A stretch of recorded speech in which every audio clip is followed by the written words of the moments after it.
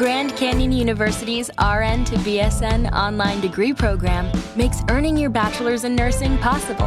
Balance online coursework with local in-person clinicals to position yourself for potential leadership opportunities in the time you have from wherever you are, leaving room for what matters. Achieve your goals with your personalized plan and team behind you. Find your purpose at Grand Canyon University. Visit gcu.edu. You've worked hard for what you have. Your money, your assets, your 401k, and home. Isn't it all worth protecting? Nearly 1 in 4 consumers have been a victim of identity theft. LifeLock Ultimate Plus helps protect your finances with up to $3 million in reimbursement. LifeLock alerts you to identity threats you might miss. And if your identity is stolen, your dedicated U.S.-based restoration specialist will work to fix it. Let LifeLock help protect what you've worked so hard for. Save 25% off your first year on LifeLock Ultimate Plus at LifeLock.com/aware. Terms apply. Welcome to Radical Personal Finance, a show dedicated to providing you with the knowledge, skills, insight, and encouragement you need to live a rich and meaningful life now while building a plan for financial freedom in 10 years or less. My name is Joshua Sheets. I'm your host. Today is Friday, August 4, 2023. And today on this Friday, as we do on any Friday in which I can properly arrange the relevant technology, we record a live Q&A show. Works just like Call and Talk Radio. You call in, ask about anything you want, raise any topic of conversation, raise any argument that you want. I always enjoy it when you call in and argue with me about something. I love doing that. If you'd like to join me on one of these Friday Q&A shows, you do that by becoming a patron of the show. Go to patreon.com/radicalpersonalfinance, patreon.com/radicalpersonalfinance. Sign up there to support the show, and that will give you access to one of these Friday Q&A shows. Also, one more reminder as we begin today's episode. Consulting calls are open during the month of August. So if you like the way that I interact with people on a Friday Q&A show, but you'd like to speak with me personally, go over specific details of your situation, or perhaps just talk to me in a private way, consulting calls are open. RadicalPersonalFinance.com/consult. Make sure also to go and sign up for the live Panama event. Awesome event planned in January of 2024. Come and hang out with me and 39 other listeners of Radical Personal Finance. We're going to spend an entire week together. We'll get into all the details of your situation as much as you want. We can talk, we can discuss, we can argue on anything that you want. expatmoney.com/radical, link in the show notes. We begin with Mark. Mark, welcome to the show. How can I serve you today? Hi, Joshua. Long-time listener. Appreciate everything you do. One of the tricks I've used, I guess, or tools I've used in the last several years is an old rollover IRA.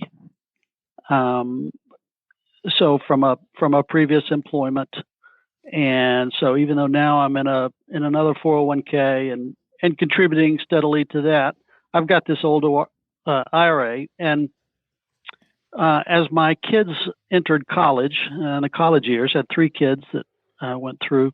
That rollover IRA, as I learned, I could take money out of that for education expenses, penalty free, was a pretty important resource for me going through those years.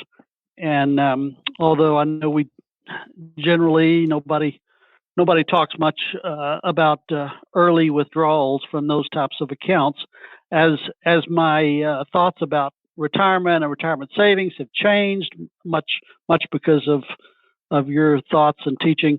That's been a very good tool for me to dip into, and yet I don't hear much said about that exception for taking penalty-free withdrawals. Mm-hmm. And so wanted to just get you to react to that a little bit and get your thoughts on the appropriateness of that. Right. Well, I think the reason you don't hear much said about it is simply that in general, nobody wants, I don't know of a financial planner in the world who would advise somebody to take money from an IRA and use it for educational expenses. And there's one simple reason. You can easily borrow money for college. You can't easily borrow money for retirement. So it's not that it can't be done. Obviously, it is a relevant exception. You can take the money out penalty-free. You can use it.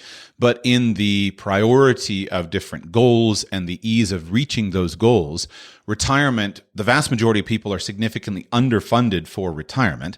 Retirement is a very large goal that's impossible to borrow from. And so financial planners don't want people taking money from retirement, where it's productive and active, and using it to pay for college expenses. I myself I guess in theory, I would come up. There are certainly situations in which I would say, okay, but those situations would be simply, I've got millions and millions of dollars in my 401k. I'm well squared away for an IRA. I'm well squared away for retirement, and I just need some extra money for this kid's college. And for whatever reason, I'm going through a temporary period of hardship. But taking money from an IRA to pay for education would be the very last thing that I myself would encourage someone to do, simply because of the ease of borrowing, the ease of paying for college, either through cash flow, either on the behalf of the student or the student's parent, or the ease of borrowing for college in a worst case scenario. And all of that is preferable to taking money out of a retirement account. Yep. That's pretty consistent with what I know is kind of the standard financial plan answer. I've found it useful, not being as worried about retirement funding, right. But it's been useful for covering certain hardships, right. I guess, or right.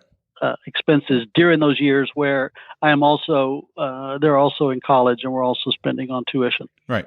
And I think that your exception may be one of those things, as long as your other finances are well squared away and you're looking at it and saying, I have a temporary hardship, I'd rather use my own assets instead of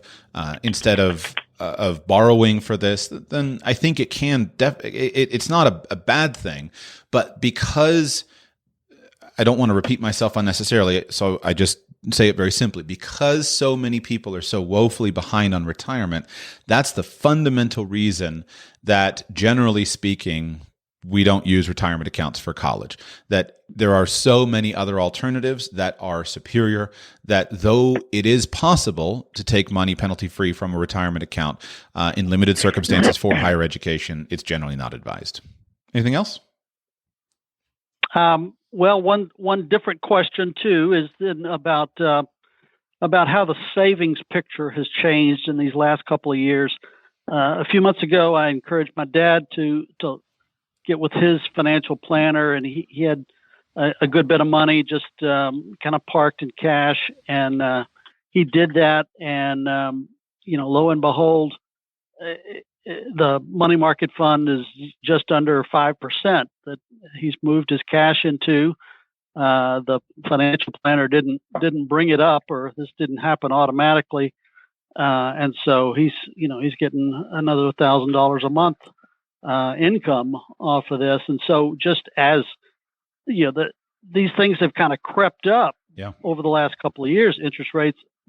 And it's easy to get 5% now on a CD, or just almost that on a money market. And so, I haven't heard you talk much about that change in picture. And I know generally we don't talk a whole lot about cash management and stuff, but I wanted to get your thoughts on what that changes for people, and how to use. How to make the most, when to make the most of these kinds of higher interest rates now.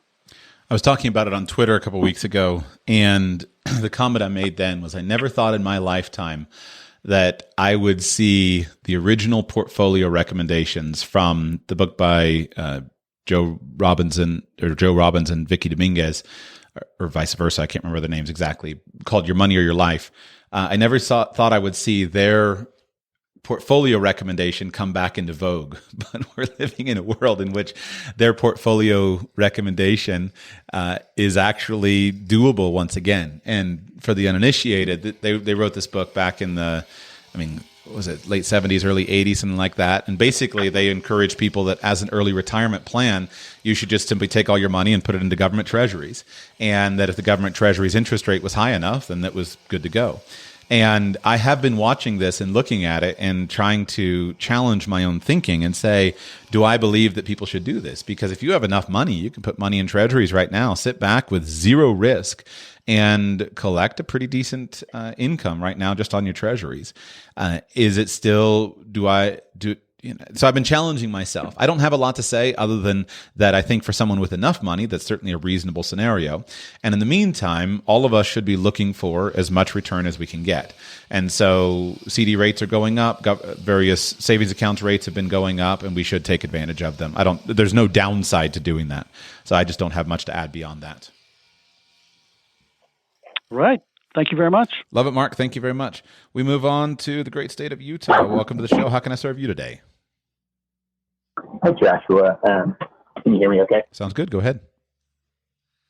So I have a question for you revolving around my wife's grandparents' house. So a little backstory.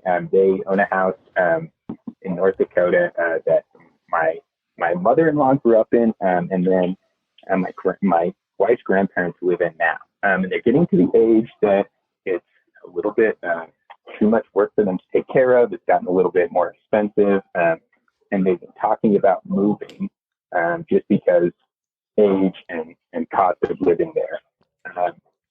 So it kind of came up, my wife brought it up that we might consider buying the house from her grandparents so we could keep it in the family, because they're not selling it because they want to. They're selling it because it's just gotten to be too much work for them.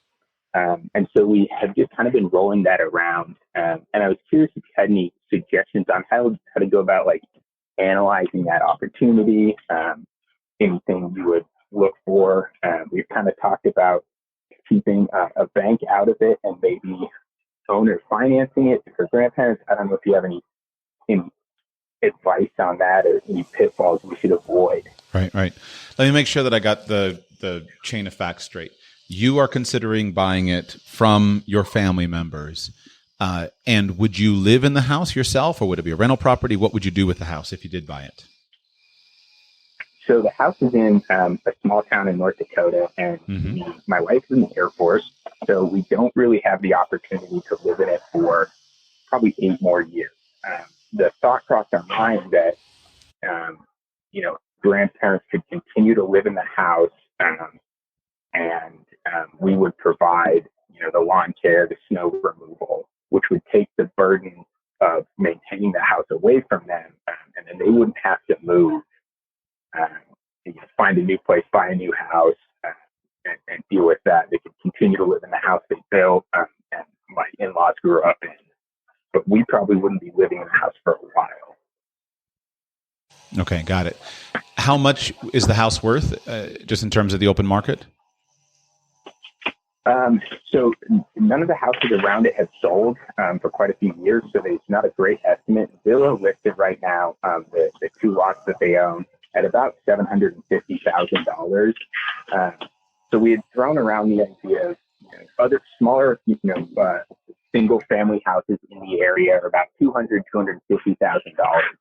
So we had thrown around the idea that for grandparents, we're going to buy, sell this house and use part of the profits to buy a smaller house. We could maybe, use to offset the cost of what they would pay for another house on what we pay for their house, and then they live in the current house rent free, and we take care of all the utilities and everything else.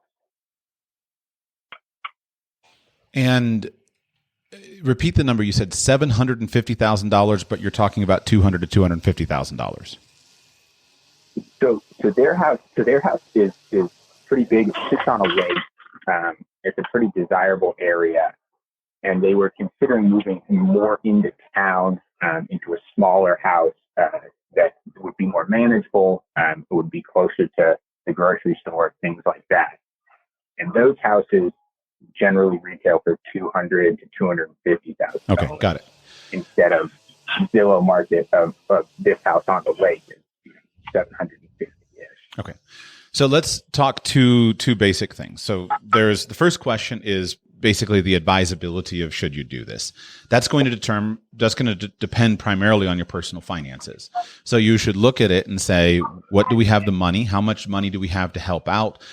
Can we afford to help out? Can we afford to make payments, etc.? That's kind of a separate first primary conversation, is how much money do we have? If we need to talk about that in detail, we'll come back to that in just a moment.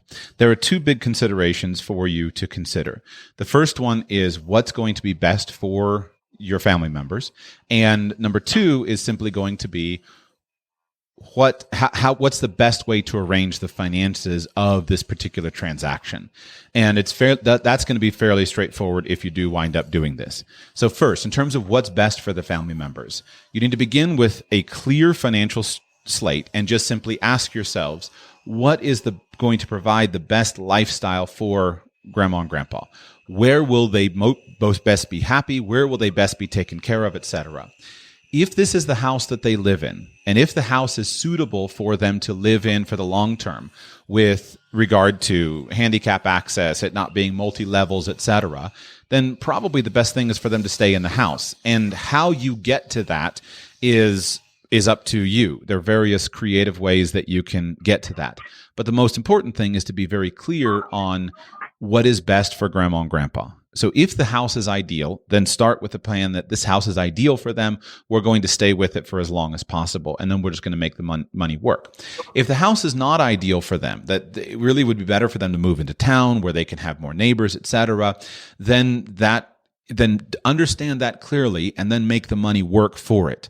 But don't underestimate the difficulty of moving for somebody who is older. I've seen this again and again and again, that people think that they're putting their parents into a better situation. But in reality, they often don't, because if the parents lose friendships, neighbors, relationships, etc., all the things that they love. And so moving an older person who doesn't want to move can be the start of the end. And a lot of times this is very well intentioned. I've watched this where somebody has a house and they look at it and say, hey, this house isn't particularly suitable, but if we moved them into this other house where they would have lots of neighbors, etc., everyone's very close, then it would be better. But in reality, it's often not. And sometimes it is. So I'm not saying one way or the other. But what I'm saying is disconnect the financial consideration from what's right for mom and dad, or for grandma and grandpa in this case. So whatever's right for grandma and grandpa, get that very clear and throw away the money question first and foremost. Now, once you know what's right for grandma and grandpa, then come back to the money and say, can grandma and grandpa afford what's right for them? So, for example, if this house is their asset, they have no other savings, no investments, maybe a little tiny bit of Social Security, and then this house, well, clearly they're going to need money from the house in order to pay for their living expenses.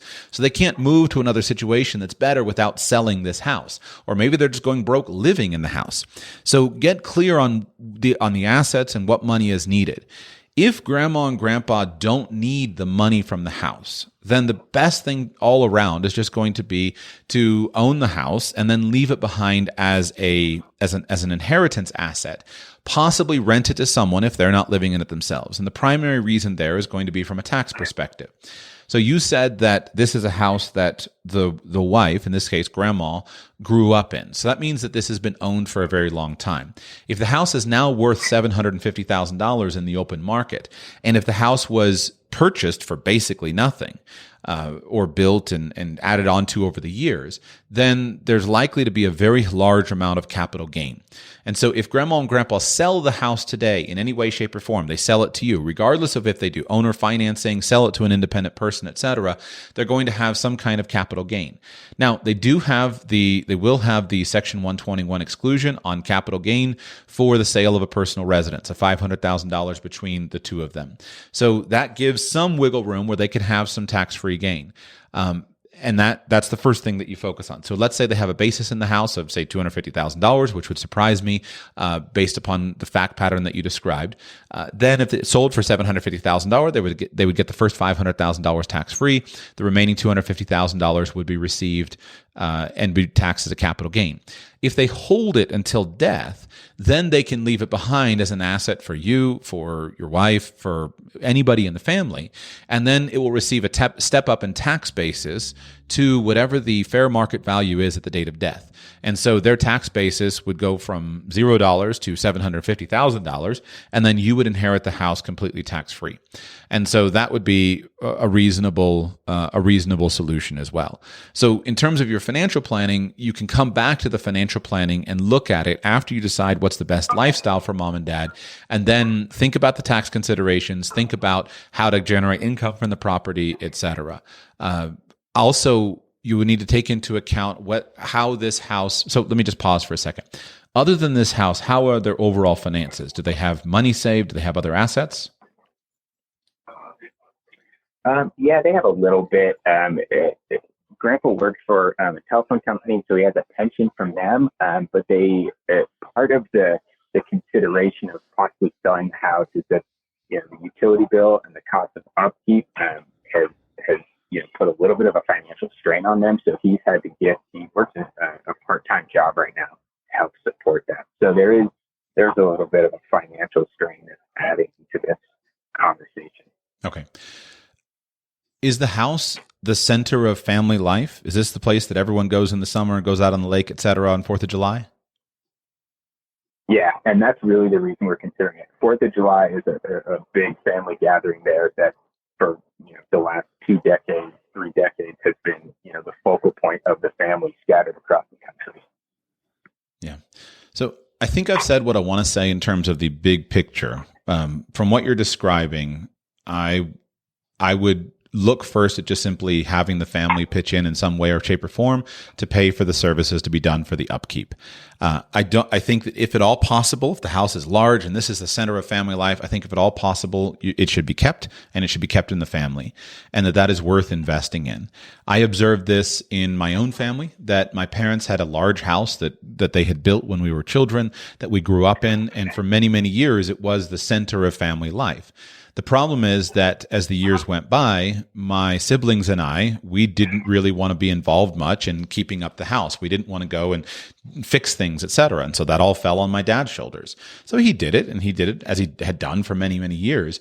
But he reached a point in time in which he didn't want to do that. He didn't want my mom to have to clean this giant house, etc. And so they sold the house and moved to a small condo. For them, that move was a fantastic move. They were much happier because now less work, less upkeep, more freedom, etc. I underestimated prior to the sale, and even immediately after, I underestimated the harm that would bring to our own family culture. Made it very hard for us to know where do we go to get together for Thanksgiving. How do we do that? It made it very hard for me to take my family and visit because there's just not enough space for us to have room. Now, we've found solutions, and there are solutions to it, but it's never the same as the house that everybody knows.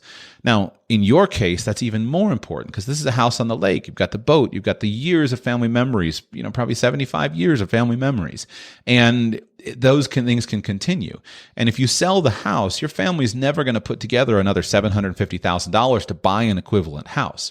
But the cost of paying for professional services for upkeep and handyman services and snow removal, etc., to me is a very small cost of a potential investment into the family culture. So unless everyone in the family is broke or you're all at each other's throats, I would, my ideal plan would just be to say, could we work out and pay for the services needed for the house and allow grandma and grandpa to be in the house, have this continue to be the center of family activity.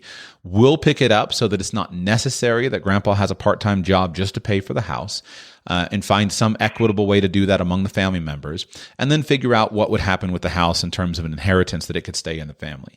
The older I get, the older my children get, etc., the less I ever want to give up those investments into the family culture, and I see that as much more important than any money that can be made from the property. Yeah, absolutely, and that's the reason that we've even considered doing this. My wife's family has had some hard financial times, and so my wife and myself are definitely set up the best financially to be able to take this on. Do you have any suggestions on how? Because it would be my mother-in-law and her 3 sisters. It's basically their inheritance. Do you have any advice on how we approach the idea of us fronting the cost for upkeep and maintenance of this house without causing any, I think ill will would be too strong. I just don't want to, push myself into this situation and say, hey, we're going to be paying for the house, and then it to cause any strife in the family because, we have, some equity in this house. That is going to be hard. No question. So in terms of approaching it, I would just say begin with conversations. Lay out the vision and begin with conversations. But if your mother-in-law and her sisters are in financially a difficult situation, then inheriting this property will be seen as important to them. Poor people don't have the luxury of looking for the long term and thinking about all that stuff that I just went over of family culture, et cetera. They like it. But if you offer a poor person a chance for $200,000, they're thinking about my own house being paid off and what I can do with $200,000, et cetera. And so what I would say is you're going to have to find out what people want, what they can afford, and that's just going to start with casual conversations. If you had buy-in from the family that this is something that's important, then you could move into it. And legally speaking, your grandparents have the ability to structure everything that they need to do, and everything could be set up legally if you have buy-in, so that you could provide this cash flow. It could be a great investment into the family culture. But if you start getting into it and there's no buy-in that this is something that's important to the family, then I don't know of a way that you'll be able to accomplish that. At the end of the day, what we're talking about here is for those who have financial abundance. So if you could come in and you could buy the property and give a fair market value for it, and you own it, and then the money just goes ahead and gets given to as an inheritance to the others, that could be, at the end of the day, you have to look at your wife's family culture and find out, is this a family culture where the money is going to divide us? If so, then there's probably not a solution here other than let grandma and grandpa do what's best for them, let them leave the money as an inheritance. Or is there some thing where there's a culture here that we could go past the money and work together on this in some way? So if for me to know more, we would have to get into more details. So I would just say start with conversations and then call me back in 6 months after you've had some conversations with everybody and see what the level of buy-in is. And then maybe there's some way that you can arrange the finances that'll work. But it's hard. It's a very difficult estate planning situation to be in when you have one large asset and you have multiple family members. Unless there's some other compensating asset, then the asset usually gets carved up to get passed along. And that happens whether it's a lake house that is the family lake house. It happens whether it's an $80 million family business. And one person wants to run the business, but you have 3 other people, there's just not the money. And so it gets carved up because people want the money and want the cash. And so I would say start by conversation, start by trying to lay out the vision of how this property could continue to serve the family. But at the end of the day, be prepared for failure, and just be prepared for the fact that you yourself have to make enough money to recreate this and have your own lake house that you buy. And that may be where you go back to the first thing that you said and go ahead and buy it from them yourself. Awesome. That's great. I guess that's a conversation and just a vision. My wife and I can maybe lay out a vision between the two of us and get that established first and then have the conversation. Yeah.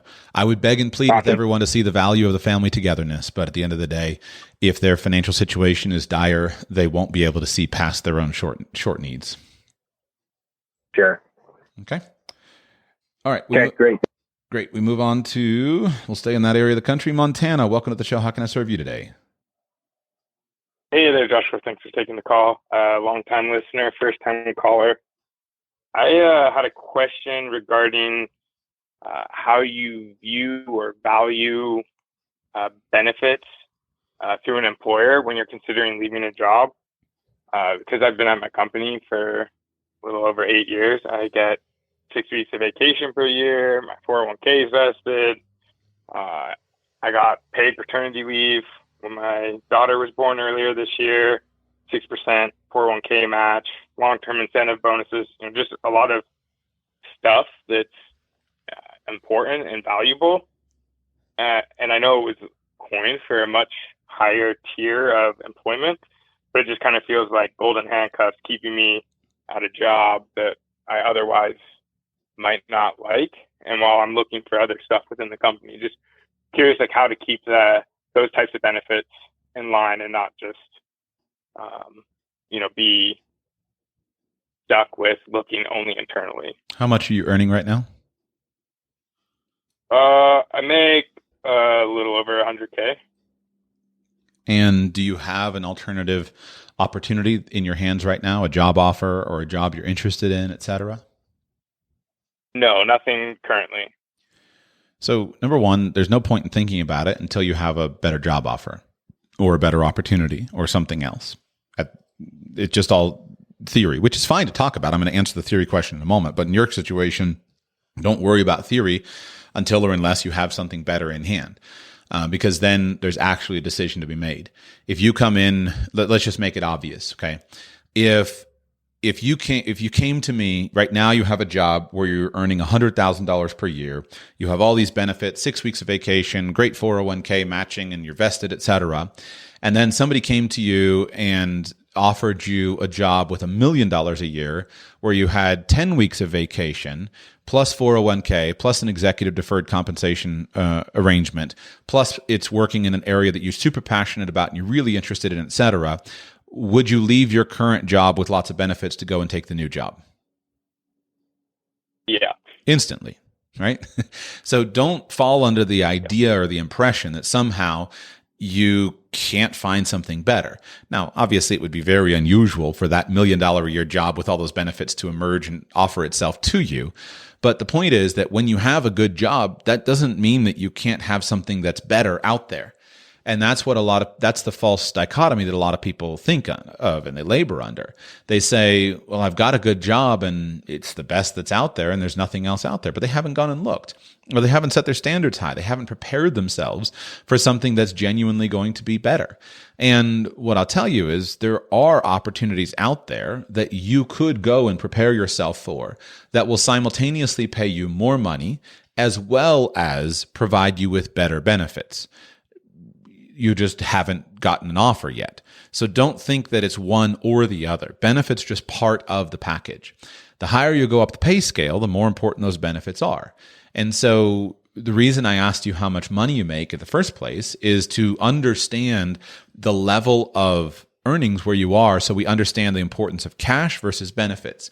So for example, let's say that you were earning $35,000 a year. Well, you've got to have more cash. Benefits are pointless in that situation because you can't live on $35,000 a year.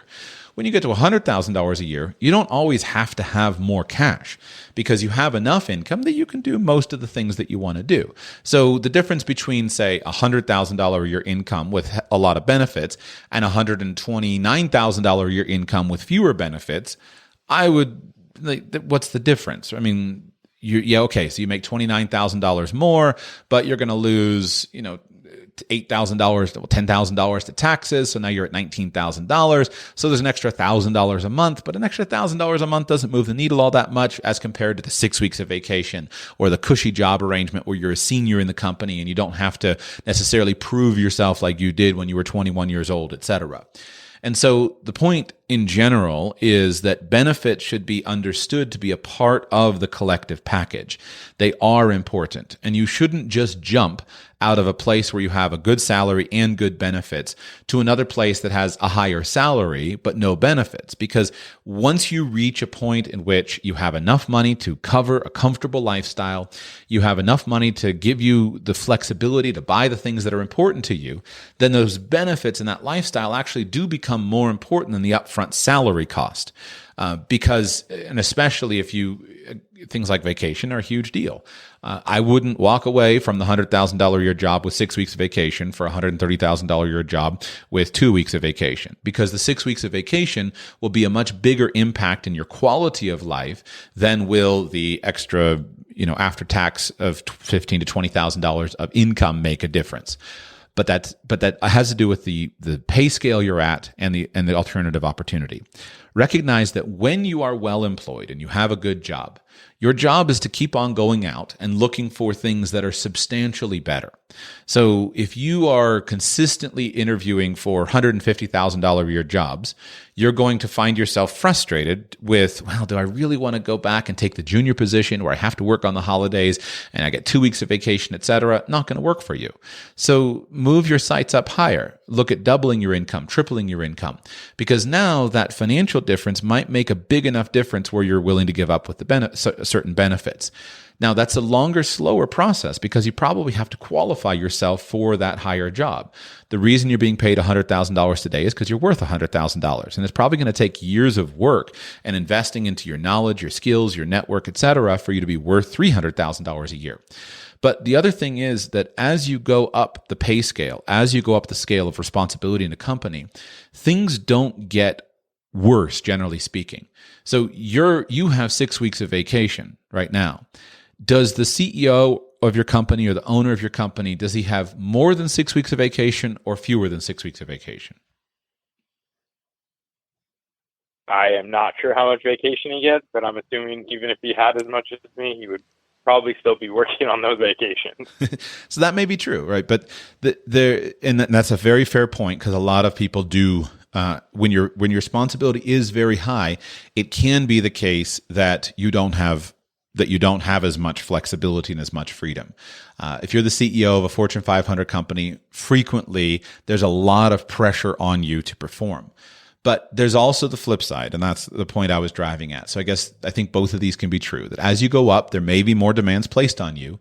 But my experience has often been that as you go up, you can have fewer demands placed on you, because the demands that are placed on you are higher intensity. You have more responsibility for good decisions, et cetera. It's not that you have to work more hours. The people who work the largest number of hours, who have the least number of days of vacation, et cetera, are often those in the lowest of ranks within a company. Those who go up in the ranks often work fewer hours and have more freedom and flexibility, but the responsibility that they wear for their decisions, for the outcomes, et cetera, is much, much greater. And so as long as you're willing to embrace more responsibility, there probably exist within your opportunities job positions or capabilities that you would have to go out and take on a job that provides you with more money and more benefits, because you're willing to embrace that responsibility. But you shouldn't go away from a place where things are good until you get to a situation where they're obviously much better. Great. Thanks for taking the time to answer that. I really appreciate it. My pleasure. A lot of callers on the line. Let's go. Oops, wrong button. Let's go to the great state of Virginia. Welcome to the show. How can I serve you today? Hi, Joshua. Thanks for taking the call. I'm here to argue with you a little bit, Ooh, or I at love least interrogate. Yeah, I want to interrogate something you said, I guess, about a month or two ago. You were talking about choosing associates for your children, and you said that you chose them on the basis of, I think you put it, social class. And I wonder if you could clarify what you mean by that and why that is your rationale. That's a good question. So let me get my thoughts straight here and make sure that I can do a fair job with this. One of the things that I observe, especially in the U.S. American society, is that we live in an increasing separation, an increasing distance between social classes and the expectations and the norms that are appropriate within those social classes. The book that most demonstrated this to me, that I read probably a decade ago now, was Charles Murray's book called Coming Apart, The State of White America from 1960 to 2010, something like that. And what he did in that book, what Murray did, was he took the data and he used white Americans, so there wouldn't be racial data and dealing with all of the fallout from racism among within the United States and the long-term effects of racism, et cetera. And he just focused on white Americans and the data of the cultural data over the 50-year period from 1960 to 2010. And the biggest takeaway that I had from that is that in 1960, white Americans in the United States were a very homogenous group where the classes were very close to each other. He used an example of, I think it was Whirlpool Corporation in Ohio, where the CEO of the Whirlpool Corporation lived in a very similar neighborhood, not very far away from frontline workers, factory workers of the same corporation. And he used cultural examples. So, for example, if you went to Harvard Square in 1960 and you ordered a cup of coffee, it was perfectly recognizable to you whether or not you yourself came from Fargo, North Dakota, because the cup of coffee was a brown ceramic cup of coffee and it had poured out brew in it, and it was given to you. And if you went out to eat in 1960, the ethnic variety of your food was very minimal. You would go out and you would have steak and potatoes or fried chicken or something. There was just a few menu ingredients that were fairly normal and ordinary. Now, if you fast forward to 2010 and you take those same exact two Americans, then the president of a corporation does not live anywhere close to his factory workers, because the neighborhoods are now very, very segregated. There's a huge distinction in the very expensive neighborhoods where the CEO lives versus the inexpensive neighborhoods where the frontline workers live. The guy who goes to a diner in Fargo, North Dakota, he'll drive past a Starbucks on his way into the diner, and he'll still get a cup of coffee that's served in a brown ceramic coffee cup or a white ceramic coffee cup with poured over coffee. But if you go to Harvard Square and you try to order a cup of coffee, it practically doesn't exist. And if it does exist, you pay $4.50 for this poured over coffee. It's much more likely that you're going to order some form of latte or espresso or some fancy coffee drink with all kinds of words behind it. And so this is just an illustration that even within the same ethnic group, right, white Americans, etc., the class distinctions have become very, very separate. Now, that's an example, kind of a practical example. But what I found that was even more impactful on me of that book is his conversation on the way that classes live. And so, for example, there is an impression that I think some people have, I certainly had it in the past, that people of a higher social class tended to be libertine in some expression. They tended to be accepting of all kinds of lifestyles and all kinds of decisions, etc. And people in lower social classes, lower socioeconomic classes, tend to be religious zealots and fundamentalists, and you have to live this way, you have to do this certain thing, etc. And so one of the things that Murray demonstrates is that is radically not true. It's actually the opposite, that in higher and here I'm specifically talking about socioeconomic now in terms of social class, higher socioeconomic social classes, they tend to speak in a very liberal manner, what we'd often call today progressive or liberal manner. Like, live as you want to live, do what you want to do, we're accepting of all people, etc. But if you look at the way they order their lives and their families, it is not that way at all. That when they marry, they stay married. They don't have children out of wedlock. They go through all of the institutions in a very disciplined way. You don't have a rich playboy who's just sent off to do whatever he wants. If he does that, he often gets banished from the family. No, you're going to go to school, you're going to go through this, you're going to get a job, you're going to be responsible, etc. Now, if you go to lower socioeconomic classes, the rates of religiosity, for example, are much, much lower among lower social economic classes. And so not only is the idea of religious fundamentalists, that's not borne out by the data, but more importantly, the lower socioeconomic classes impose very few expectations upon their children, upon their families. Divorce rates through the roof, single motherhood through the roof, college finishing, etc., just absolutely through the roof. And so one of the things that I observe as I go through life and through society is that the class that you're raised in, the cultural milieu in which you exist, is something that will define most of your expectations. And if you see your peers as reaching and meeting certain accepted expectations that lead to a thriving life, then you're much more likely to model those behaviors yourself. So I never drank when I was underage, and I never engaged when I did consume alcohol.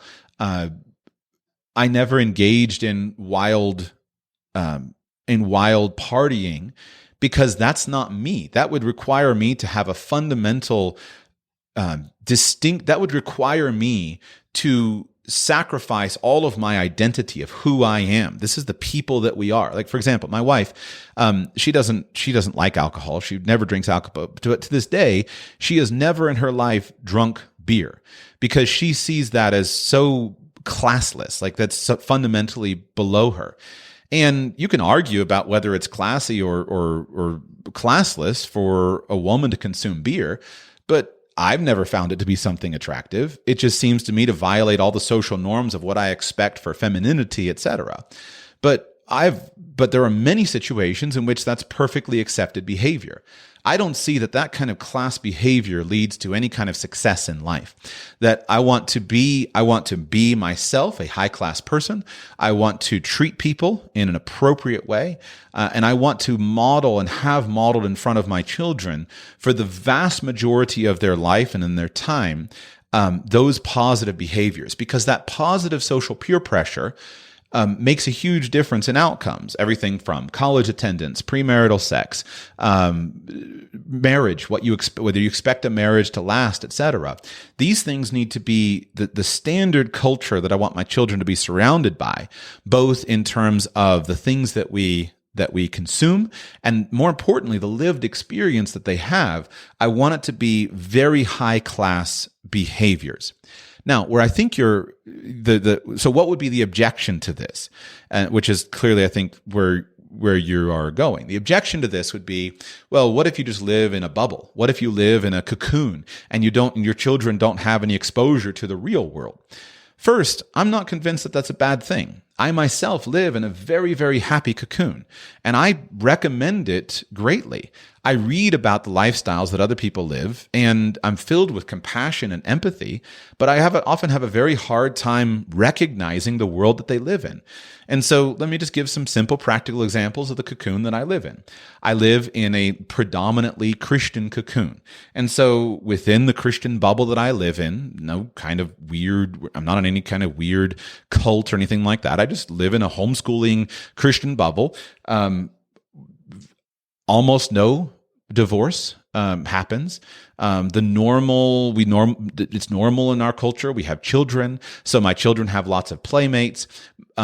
Financial stability is very, very important, and so if somebody demonstrates financial attitudes and behaviors that would lead to instability, that wouldn't fit in our cultural norm. High levels of education are very normal. The majority of people that I spend time with have a minimum of a college degree. We don't, things like, I think the context that I mentioned this in was something possibly like device usage. I don't know anybody in my family who just sticks a screen in front of their kids and in front of their kids' face. And most of us have screens and we use them, but they're in a very controlled manner. They're in a public area of the house. It's a computer. It's something where it's planned ahead, etc. And so that makes my job as a parent easy if that reflects 80% of the exposure. So I don't think that the idea that you live in a bubble is actually a bad thing. I think that in general, it's a good part of happiness, as long as that bubble is a healthy bubble where it leads to overall success. And I try to manipulate in the areas that I'm weak. I want to change my bubble that I live in. So a simple thing is that if you hang out with like health indicators, low class people generally tend to be fat and unhealthy. High class people tend to be fit and healthy. And so that class distinction, low class people think it's perfectly normal to go out on Friday evening and eat pizza and drink beer. High class people don't do that. They go to expensive restaurants where you pay more money and get less food, and they're more likely to do it around and engaged in some kind of physical activity. And so if I recognize that and I manipulate my environment and I stop hanging out with low class people who, if I'm not drinking pizza or eating pizza and drinking beer, that they make fun of me, because that's what those kinds of people do. Is if you're on a diet, they make fun of you. But I hang out with people who would impose modest amounts of social pressure on me if I engage in those kind of behaviors. Like, Joshua, what on earth? What is this? Why did you order this? Then that over time will have an improving effect on my life and on my lifestyle. So now I think we come to, again, I'm assuming your objection is, well, does that make you out of touch? or is that unnecessarily causing you to see yourself as different than other people? And again, I'm not sure that seeing yourself as different than other people is a bad thing. In fact, I see myself as very different than most people. I'm not normal. I'm not normal. I don't want normal. I don't want normal children. I want excellence. I want excellence in every area of my life, and I'm going to be intentional about that. But what I don't want is an attitude of superiority. I don't want an attitude of cultural arrogance, and I don't want an inability to relate to people. And so I need to make sure that that my children are not so isolated from others that they develop those negative character qualities. And I'm not sure. I think that can be achieved. I always prided myself when I was younger on my ability to stand around the back of a pickup truck with my redneck friends and fit in a fancy dinner and fit in there. And so I think I achieved that. I'm pretty comfortable in most places. And I hope that I can do the same thing with my children. And I hope that I can have good strategies for making sure that they don't develop an attitude of arrogance, superiority, disdain, etc. And I hope that can be accomplished through service, through empathy, and through spending significant amounts of time with people who are not nearly as advantaged as we are.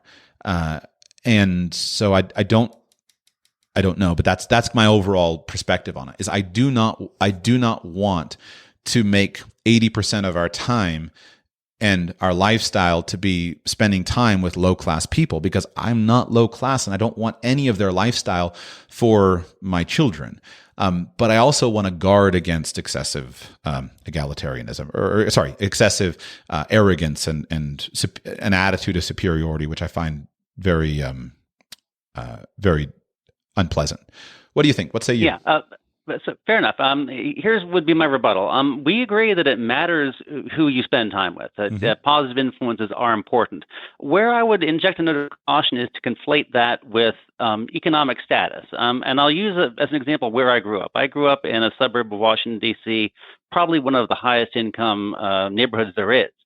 And I had a particular friend at one time when I was not as judicious as I should have been about friends that I kept.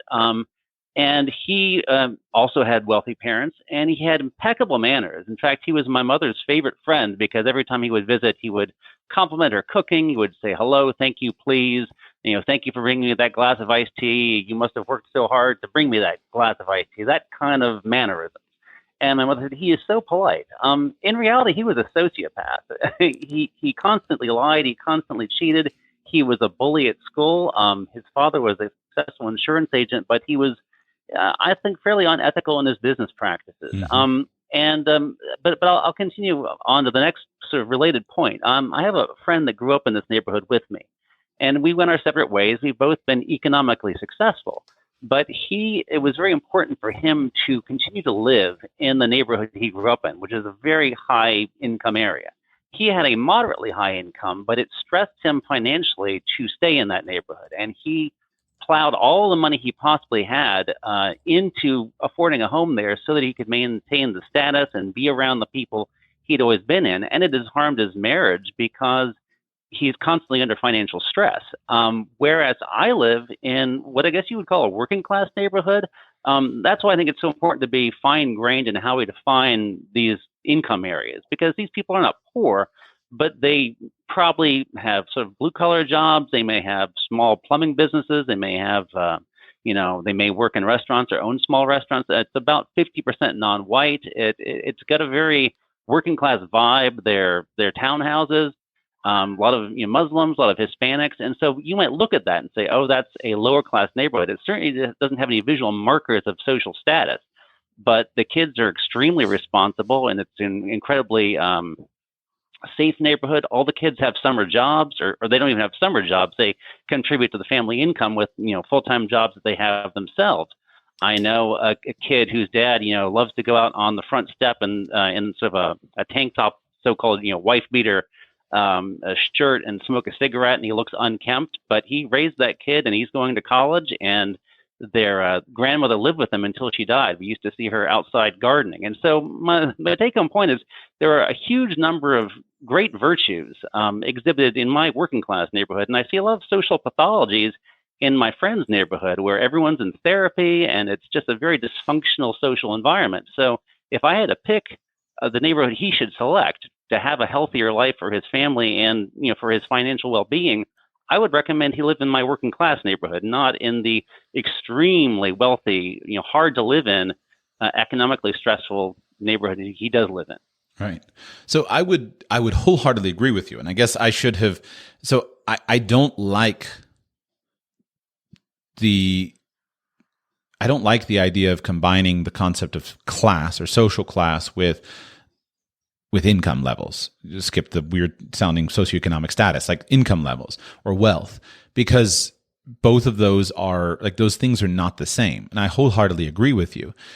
The problem is simply, and when I was referring to class, I'm referring to something that all those values that you mentioned.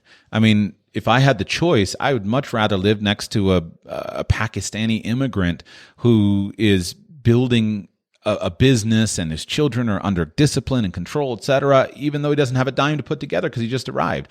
Like, I don't think of social class as income, because for all the reasons that you stated. So the problem is, what word do we use? What word do we use to describe people that represent the values that we hold dear? What word do we use to represent the kind of culture that we want to encourage our children to be surrounded by? Because that's what you're describing. You're not saying that exposing a child to what word are you? You're not saying that we should go and expose our children to bad influences. What you're saying is that there are wonderful cultural values reflected in my quote unquote working class neighborhood, implying lower levels of income, lower levels of wealth, etc., that create a lifestyle worth emulating. And so that's what I'm agreeing with you. I just use class to say that because I don't know what other word to use. It's not an ethnicity thing. It's not the color of the skin. It's not a religion thing. To me, the only word I know is class, unless you've got something better. Yeah, well, yeah, I don't have I would use character level because it's hard to get away when you use the word class from thinking, well, people that go to the country club or people that are lawyers or doctors, okay. High income professionals. That's what is, I think, in a lot of people's minds anyway, connoted by class. Okay, so I'll accept character, but that it's not perfect. Life habits? I don't know. It's hard to single trace. I guess one of the things that just bugs me is probably culture. Like culture is this a culture? And that maybe that's a word that I should use, because I'm trying to reflect a certain cultural attitude of the things that I value, that I want around myself and that I want around my children. And there are certain cultures that I absolutely do not want them exposed to. And there are other cultures that I absolutely do want them exposed to. And it's not based upon the income level of a household. I mean, as a Christian, I honor people who are poor based upon good decisions, but not prioritizing money. And so I in no way associate this exclusively with income. But I don't know a word, especially in today's very charged racial environment. I don't know a word to use to describe the kind of class that I appreciate and want to see more of. Yeah, it's a challenge. I think we just have to be very precise with the language we use so that people know exactly what we mean and what we don't mean. Yeah. So let me try then. I want to be surrounded by people of competence, people of high moral character, people whose lives are authentic, who are not hypocrites, and who live in their external actions the types of values that I believe lead to a happy life personally, a happy family life, and a happily and well-integrated community. And in order to do that, I need to not be scared of isolating myself or children from people who do not express those values that I believe are so important. Yeah. Well said. We have to curate our social circles carefully. Right. And if I'm with you, I would probably be in the working class neighborhood. I really enjoy. I have also a great seeming paradox that I do not believe I'll just say it in the modern way that it's said, that diversity is a strength.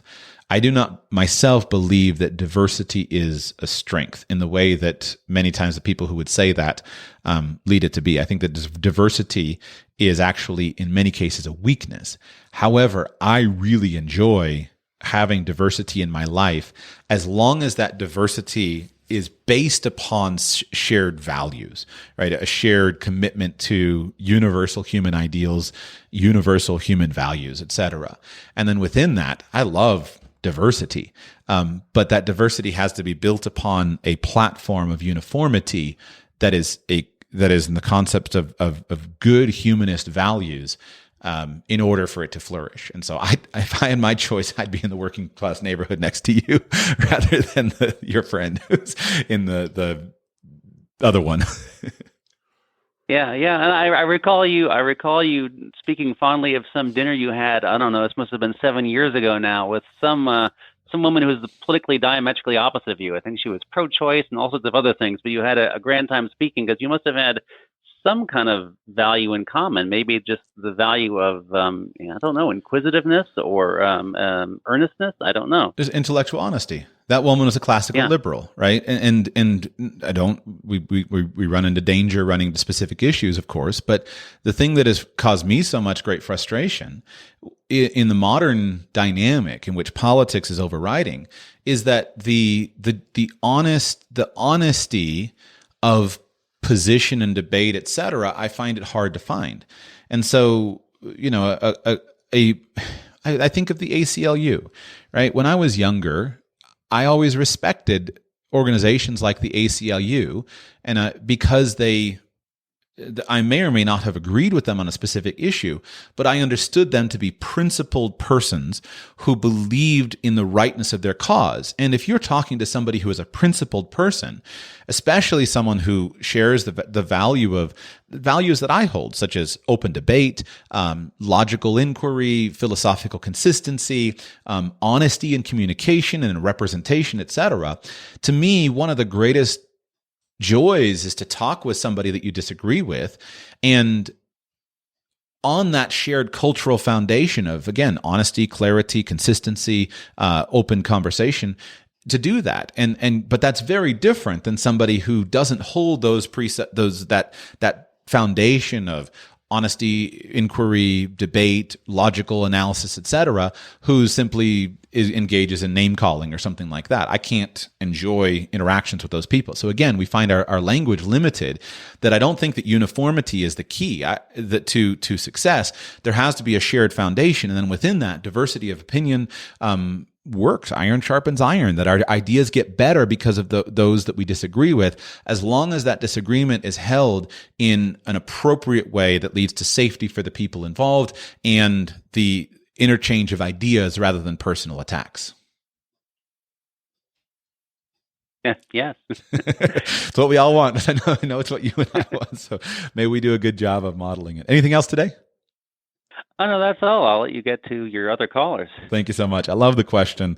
And I guess I will try to, I think in days to come, I'll try to bring together, if I make comments on that subject again, instead of just saying social class, I distinguish social class from socioeconomic status. So in my mind, I use the term socioeconomic status when I'm talking about money, and then social class when I'm talking about class or culture.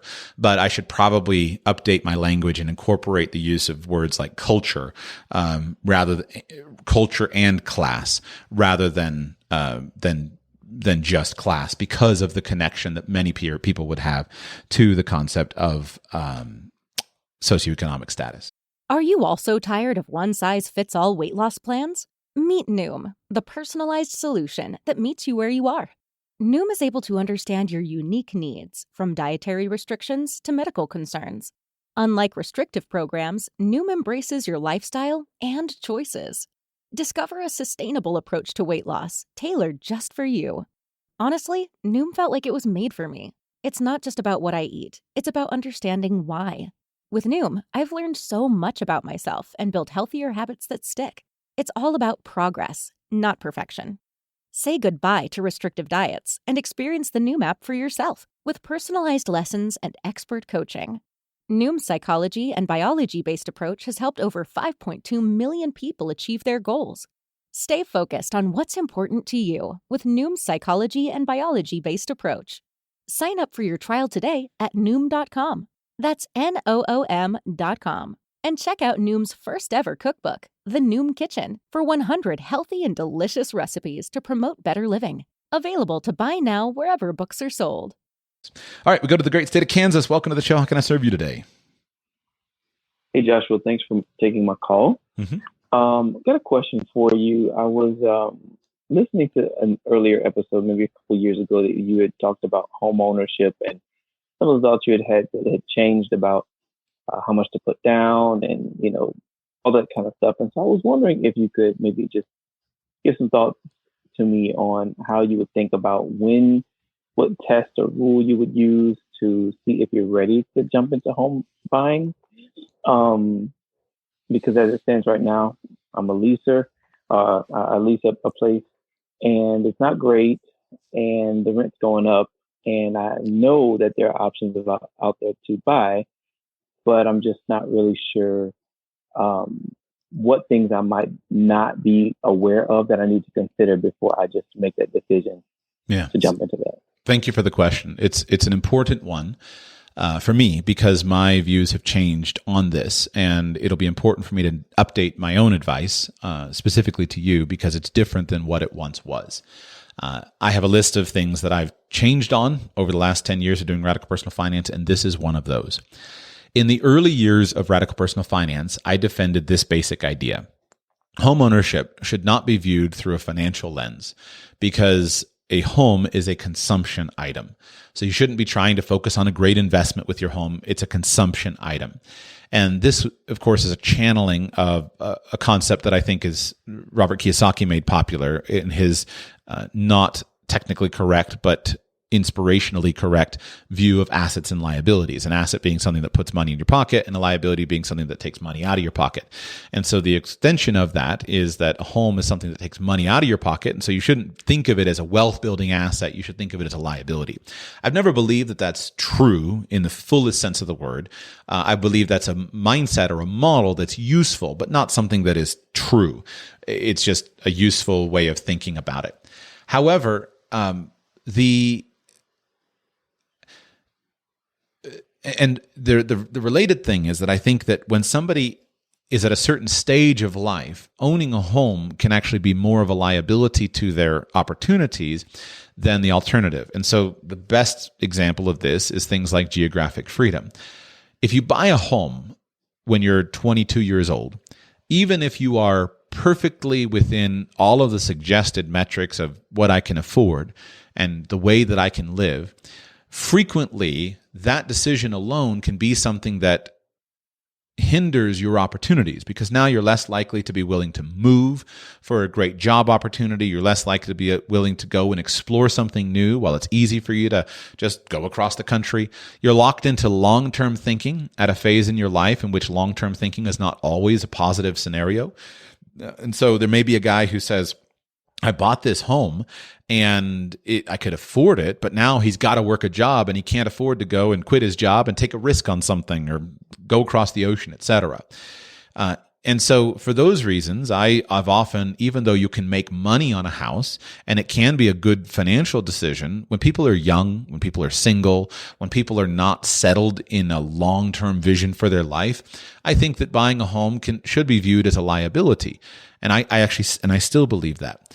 Another expression of a home that you want to be careful of, that is a component of why I used to significantly discourage jumping into home ownership, is that when you purchase a home, in and of itself, it often results in your upgrading your lifestyle. So let's say, again, use our mythical 22-year-old guy, graduated from college, used to living like a college student in a dorm. That guy could go and purchase a that guy could go and live in a $500 a month bedroom somewhere, but instead he goes and buys a home. And even if he can afford the home, because he now buys a home, he's very likely to start increasing his personal lifestyle. He's very likely now to purchase a set of furniture, purchase a set of decorations, purchase all these things that express the place that he is in life, etc. And if he would just wait 2 or 3 years, he may save so much money by not doing that so quickly that it is, on the flip side, something that he would have been better off if he just rented $500 a month, kept on living out of a suitcase, and set aside 80% of his income for a few years, while also simultaneously pursuing the opportunities around the world that he had. Now, what has changed? I now think that you should indeed view a home as something that is a fundamental component of your wealth plan. And what convinced me of this is John Reed's book that he wrote a few years ago on the advantage nature of a personal residence. And Reed, here's this guy who started off after the Navy as a real estate agent and a real estate investor. He bought all these houses. Then he moved up to multifamily apartment buildings, bought a bunch of apartment buildings, was living the dream from a real estate perspective. Then after a while, he started selling his properties and he started a business being a real estate guru, writing a newsletter, writing books, etc. And that was his primary business for years. So he was a real estate guru for many, many years.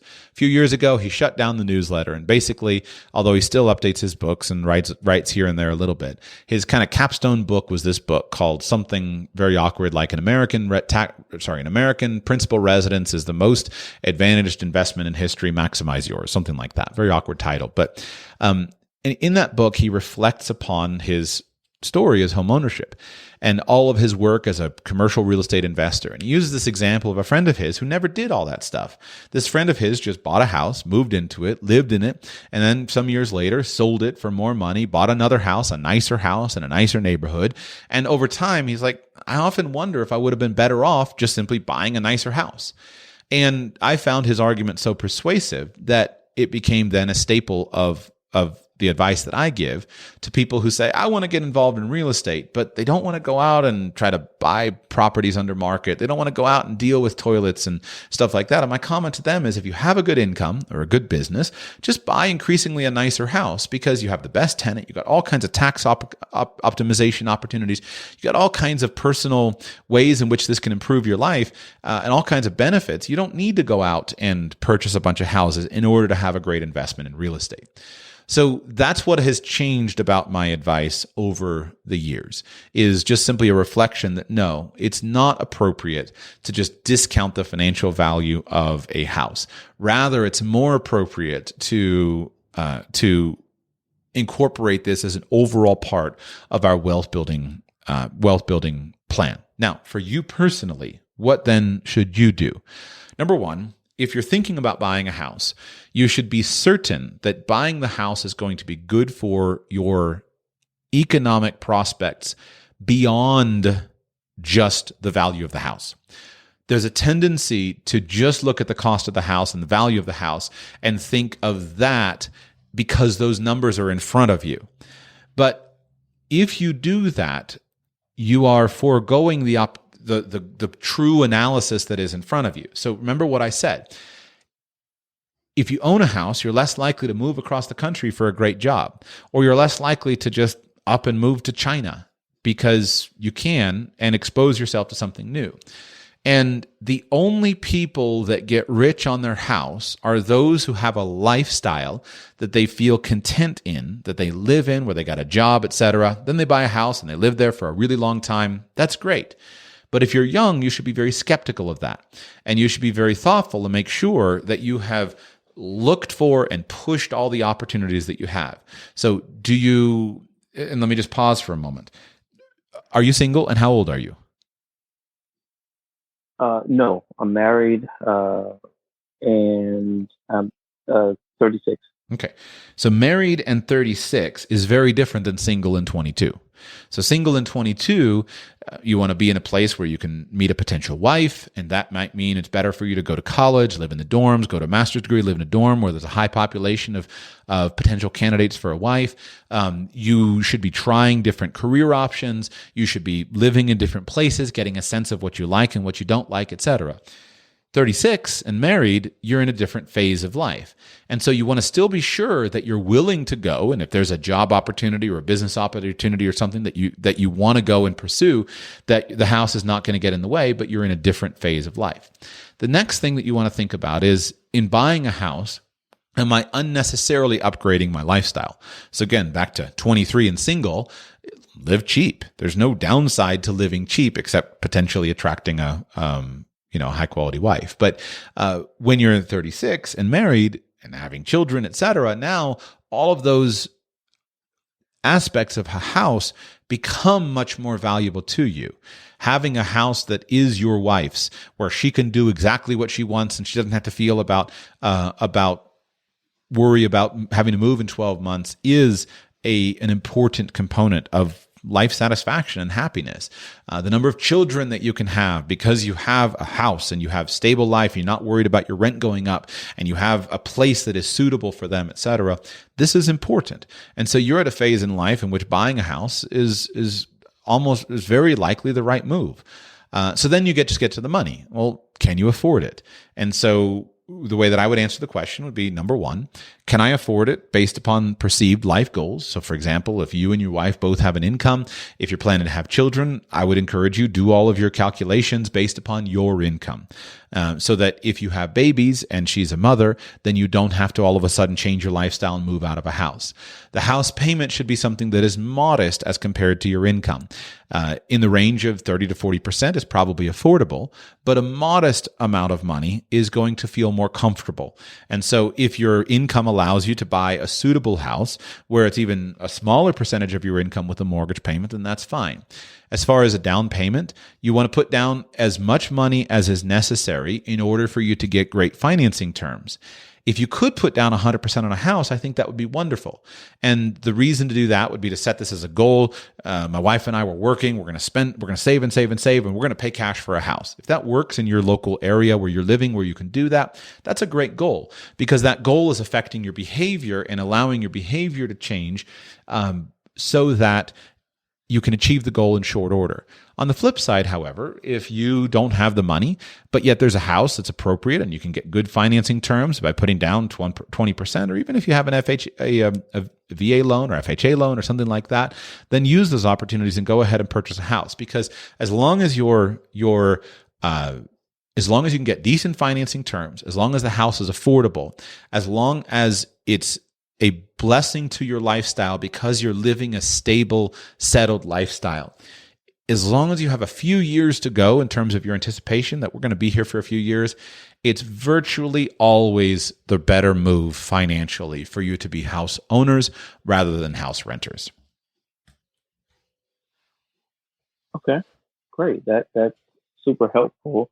The other thing I would just want to ask about is, in terms of the finances, is there a rule that you would use to say, okay, well, how much in cash reserves? Obviously, getting the best financing. I do remember you saying that in one of the previous episodes, so that you're not house rich and cash poor, I guess is kind of what you were talking about. But when it comes to all of the maintenance and upkeep and all those different things, is there some magic number, a percentage, or something that you would say you need to have this in reserves before it's a good idea? Well, there are a few ratios that you can consider. So the first ratio is what I said. What percentage of your income is going to be used for the mortgage payment? And in the range of about 30% of income is ideal. In terms of how much cash you should have, in a perfect world, in an ideal world, your formula is this. Number one, I'm going to be out of debt. Number two, I'm going to have 3 to 6 months of expenses in an emergency fund. Number three, I'm going to have my down payment saved up so that when I have a down payment, or when I when I make the down payment and purchase the house, the mortgage is around 25 to 30% of my income, and I still have an emergency fund. So in a perfect world, that's how things are going to be. In a real world, people just buy the house when they find a house that works and they can make the numbers work. And they figure it out. And it usually works out okay. People like you who are clearly thoughtful, clearly in control of your money, it usually works out. And so the ideal formula is what I've described. But if you came to me and said, I've got to spend down my emergency fund, to get this house that here is affordable right now for us, I wouldn't say wait on it. We live in such a funny world with real estate that this is all very market dependent. You're calling me with a Kansas number, right? Kansas is a very different place, whether you're in Kansas City or whether you're 3 hours outside of Kansas City. And so in some places we have historically normal markets, in some places we have crazy markets. And so I think that those kinds of decisions are going to be much more having to do with what your local market is and what is likely to change in that local market versus you being able to follow the formula exactly the right way. In general, if you're settled, you got good overall structure, et cetera, and you think you're going to be in a place for at least a few years, buying the house, as long as you can afford it under those terms that I've said, buying a house is almost always going to be the right move as compared to not buying a house.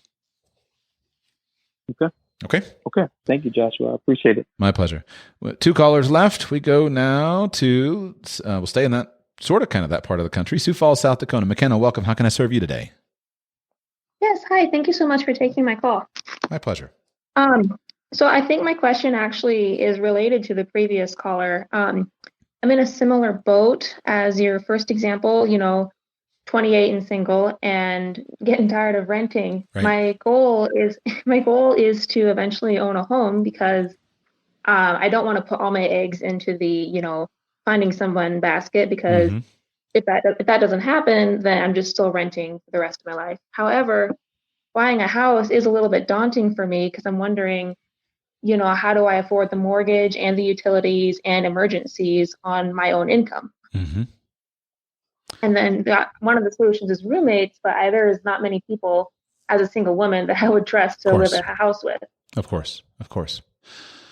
So I'll give some personalized advice on the house thing. And you definitely, it's hard. You face an unenviable situation as a 28-year-old single woman because you're simultaneously expected to make your long-term plans and live your life and exactly if it's just you. And yet you also say, I'd like to meet Mr. Right. I'd like to get married. I'd like to have these things. And then the question is, well, what decisions that I make are going to push me in that direction? So first, let me give you one modestly timed speech that I always give to all young men and all young women. First, if you want to get married, that is a good desire. And if you want to get married, that should be an actual goal, something that you pursue with diligence, and it should be your primary goal. Because the younger you marry and the younger you marry and the younger you start working on that actively as a goal, the better it is because the easier it is to find a good potential spouse and the better your long-term results are. More time in life you get to have together, more time you get to have with your children, etc. And so as long as you're not in a dangerous situation, you're not 15 years old, dropped out of high school, like none of that obviously don't get married situations, then this should be a goal. And so I'm not going to, in this context, I won't, unless you want me to, I won't ask you all of the personal questions that I ordinarily ask people. But what I always press people on is what are you actually doing in order to make this happen? And what I find is more common is that most people aren't actually doing all that much in order to have the possibility of getting married. They're living very isolated lives. They're usually, I'm on a few apps, and doing my best to swipe around, and they're going on some dates occasionally, etc. But they don't have a plan, they don't have a strategy, and they don't have specific actions that are associated with that plan and strategy that might lead to their meeting a high-quality spouse. And I believe that at its core, that's the primary thing that you should be doing, is actually measuring the number of encounters that I have with the kind of man that I might actually marry, and how much time per week, how many opportunities per week am I actually spending in the places. Let me amplify this just a moment, because I'm planning to go back over the coming weeks and re-up this series that I started a long time ago, and then I walked away from, on how to marry an excellent wife. But my advice on this is a simple formula that worked, that is directionally appropriate for both men and women. And I want to take just a moment to put it here in case I don't actually get to recreating that series in some time. If you want to get married, there is no way to guarantee that. But there are some things that you can do that make it more likely to happen.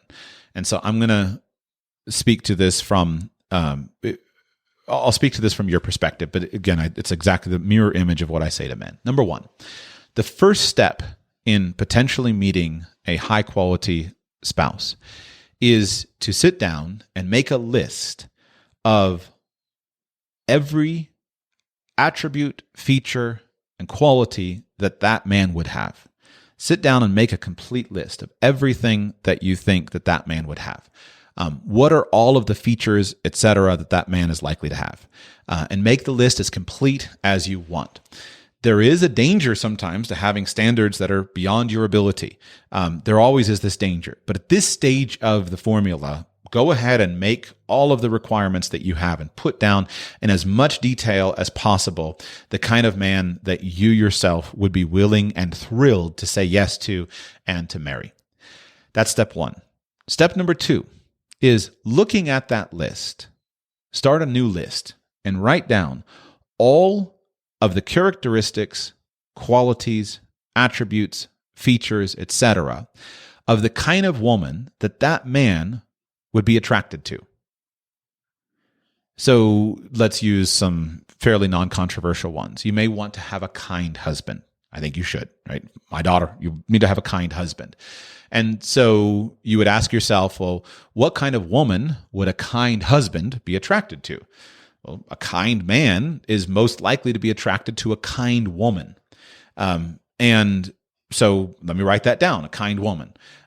He would be attracted to a kind woman. Or if I want a man who takes care of himself physically, he's in decent shape, he's not in poor health, etc. Well, am I the kind of woman who takes care of myself? Because these kinds of things go together, etc. And so make a complete list. Then you look at that list and you ask yourself the question, do I resemble this woman? Do I resemble this woman? Do I have these character qualities? And ordinarily, this is fairly easy for men. A lot of women struggle with this. It's my observation. A lot of women struggle with this in the modern basis because women often don't seem to want to change for men. They often ignore what men say they want, and they often are unwilling to listen and unwilling to change because I'm a queen. He should accept me the way I am. I'm the prize, right? Like obviously, I shouldn't have to do anything. And that's a good recipe for long-term singleness. So look at the list of qualities that this man is likely to want in a woman, and then compare yourself to that list and ask yourself, do I have these qualities? Do I express these attributes? And there's the whole basis of simple things. Guys are pretty simple. They'll tell you generally what they want, but they find themselves frustrated at the moment that women don't usually believe that they want the things that they want. And this is especially difficult for you as a 28-year-old woman in the United States, because most of the things that high-quality husbands want are things that, unless you were raised in a very isolated culture, are things that you have generally been taught not to want. So, for example, one thing that men want is a woman who is a good cook. And yet women have often spent much more time being trained of how to be a good employee and how to make money than how to be a good cook. Women want a woman who respects them for who they are and who builds them up for who they are. And yet women in our day and age have frequently been led to believe that it's more important that you spend time tearing down men than building them up and respecting them, etc. And I won't go on, but there's a long list that we could make. Men tell women what they want, and women routinely refuse to believe them. And so be very careful in making your list. It's your list, it's whatever it is, but be careful in making your list that you have good, accurate information of what a man is likely to want. So then, if there's anything that is out of whack in terms of your abilities, your features, as compared to that woman that he's likely to want to marry, if there's any place that you're lacking, then get busy working diligently to change those things. Some things can be changed overnight. Instead of wearing sweatpants all the time, I'm going to wear a sundress. I'm going to work on, these other things, on treating men nicer and being kinder instead of being snappy all the time.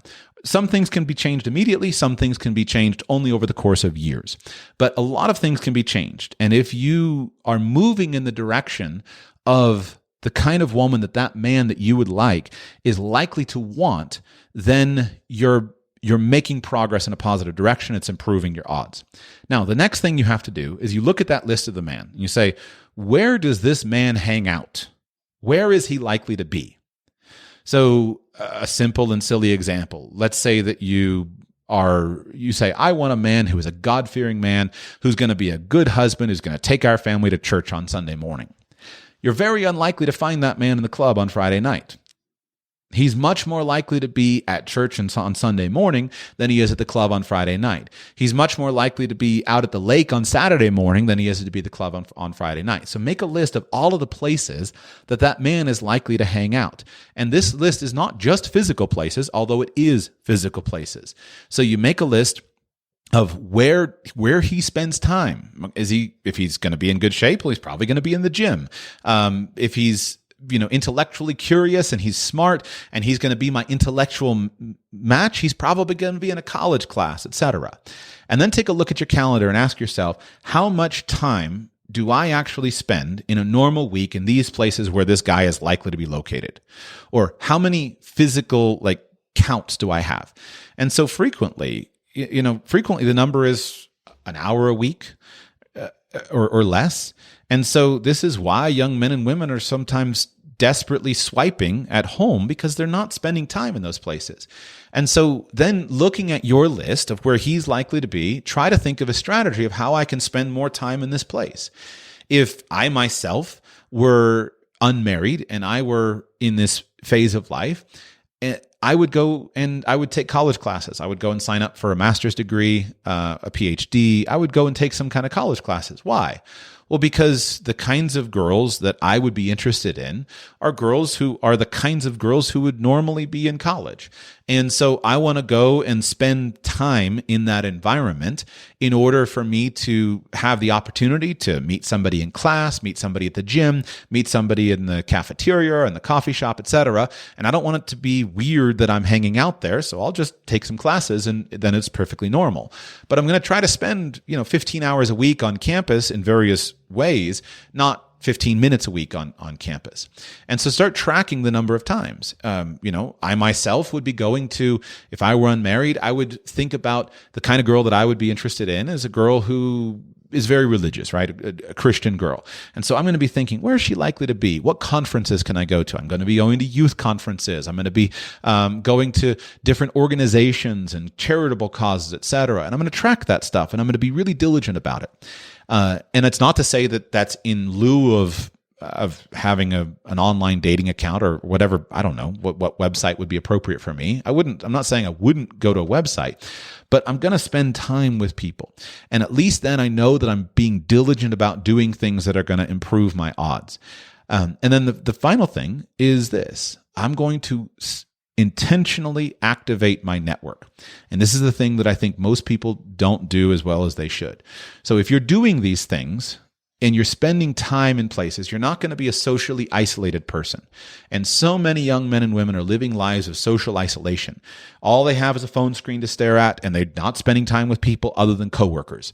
Coworkers are fine as a start, but that should be the start. A good normal social life for a 28-year-old young woman should be that you're in the homes of different people, in organizations, you're involved in organizations that you volunteer with, that you serve with, etc.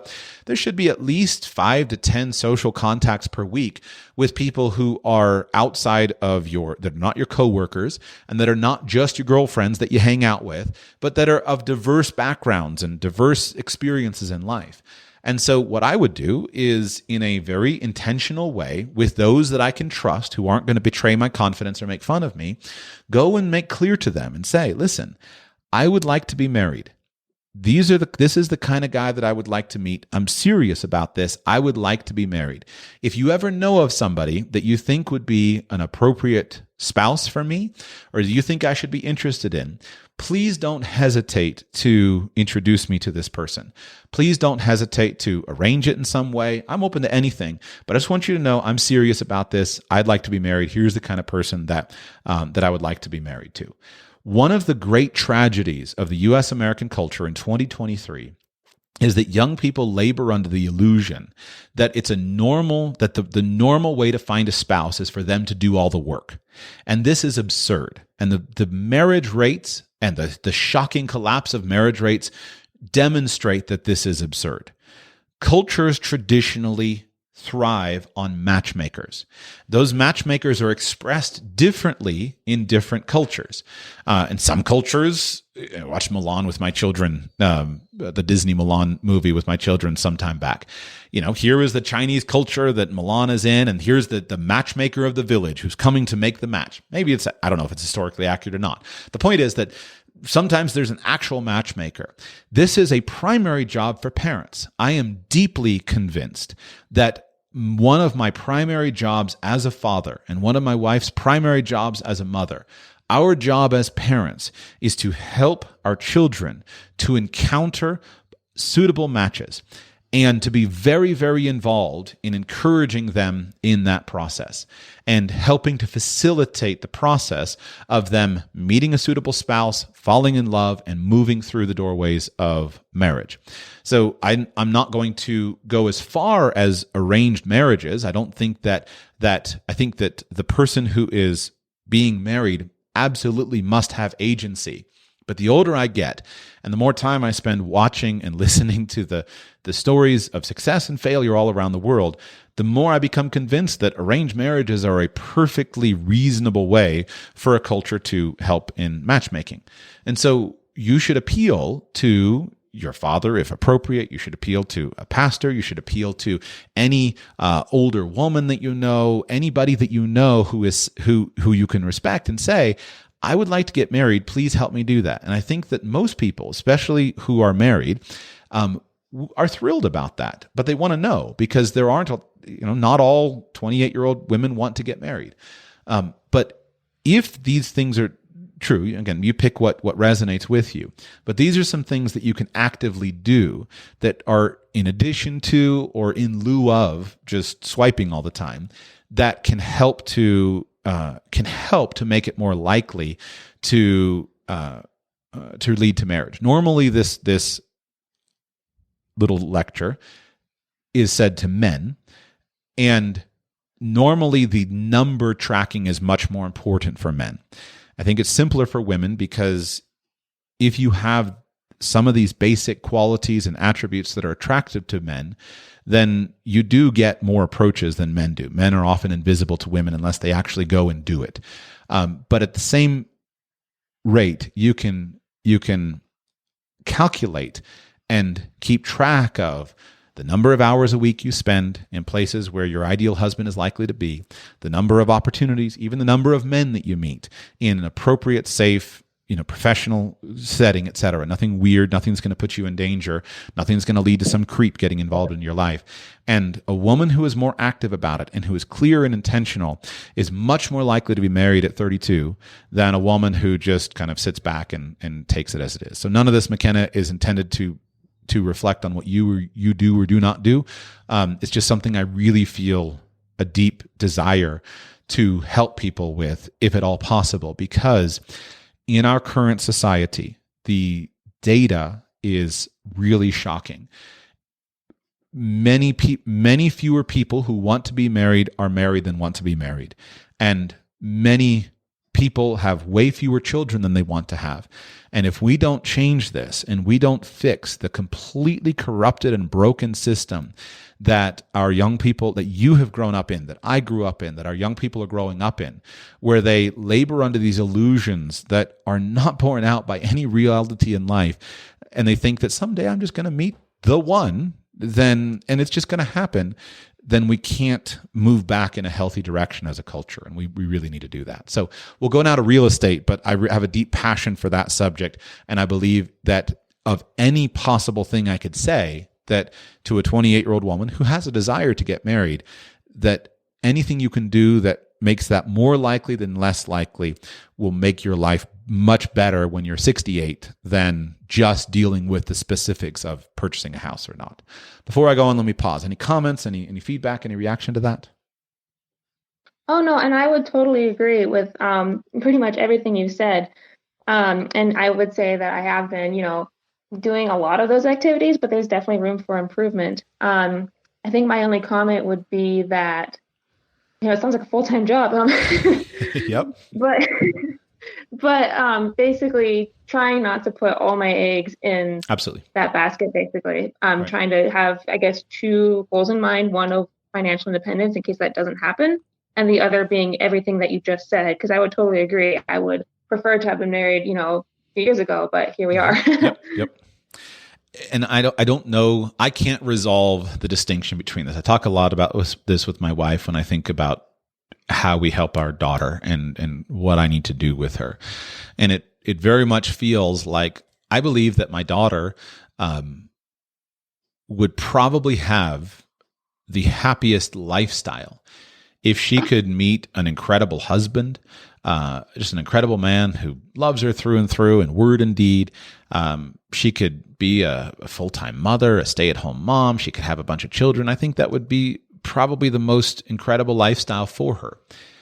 I also look at the society in which we live, and I feel like it would be wrong for me to spend all my time saying to her somehow, well, this is the thing that you should do, and you don't need to be well educated, you don't need to have a career, you don't need to have money, etc.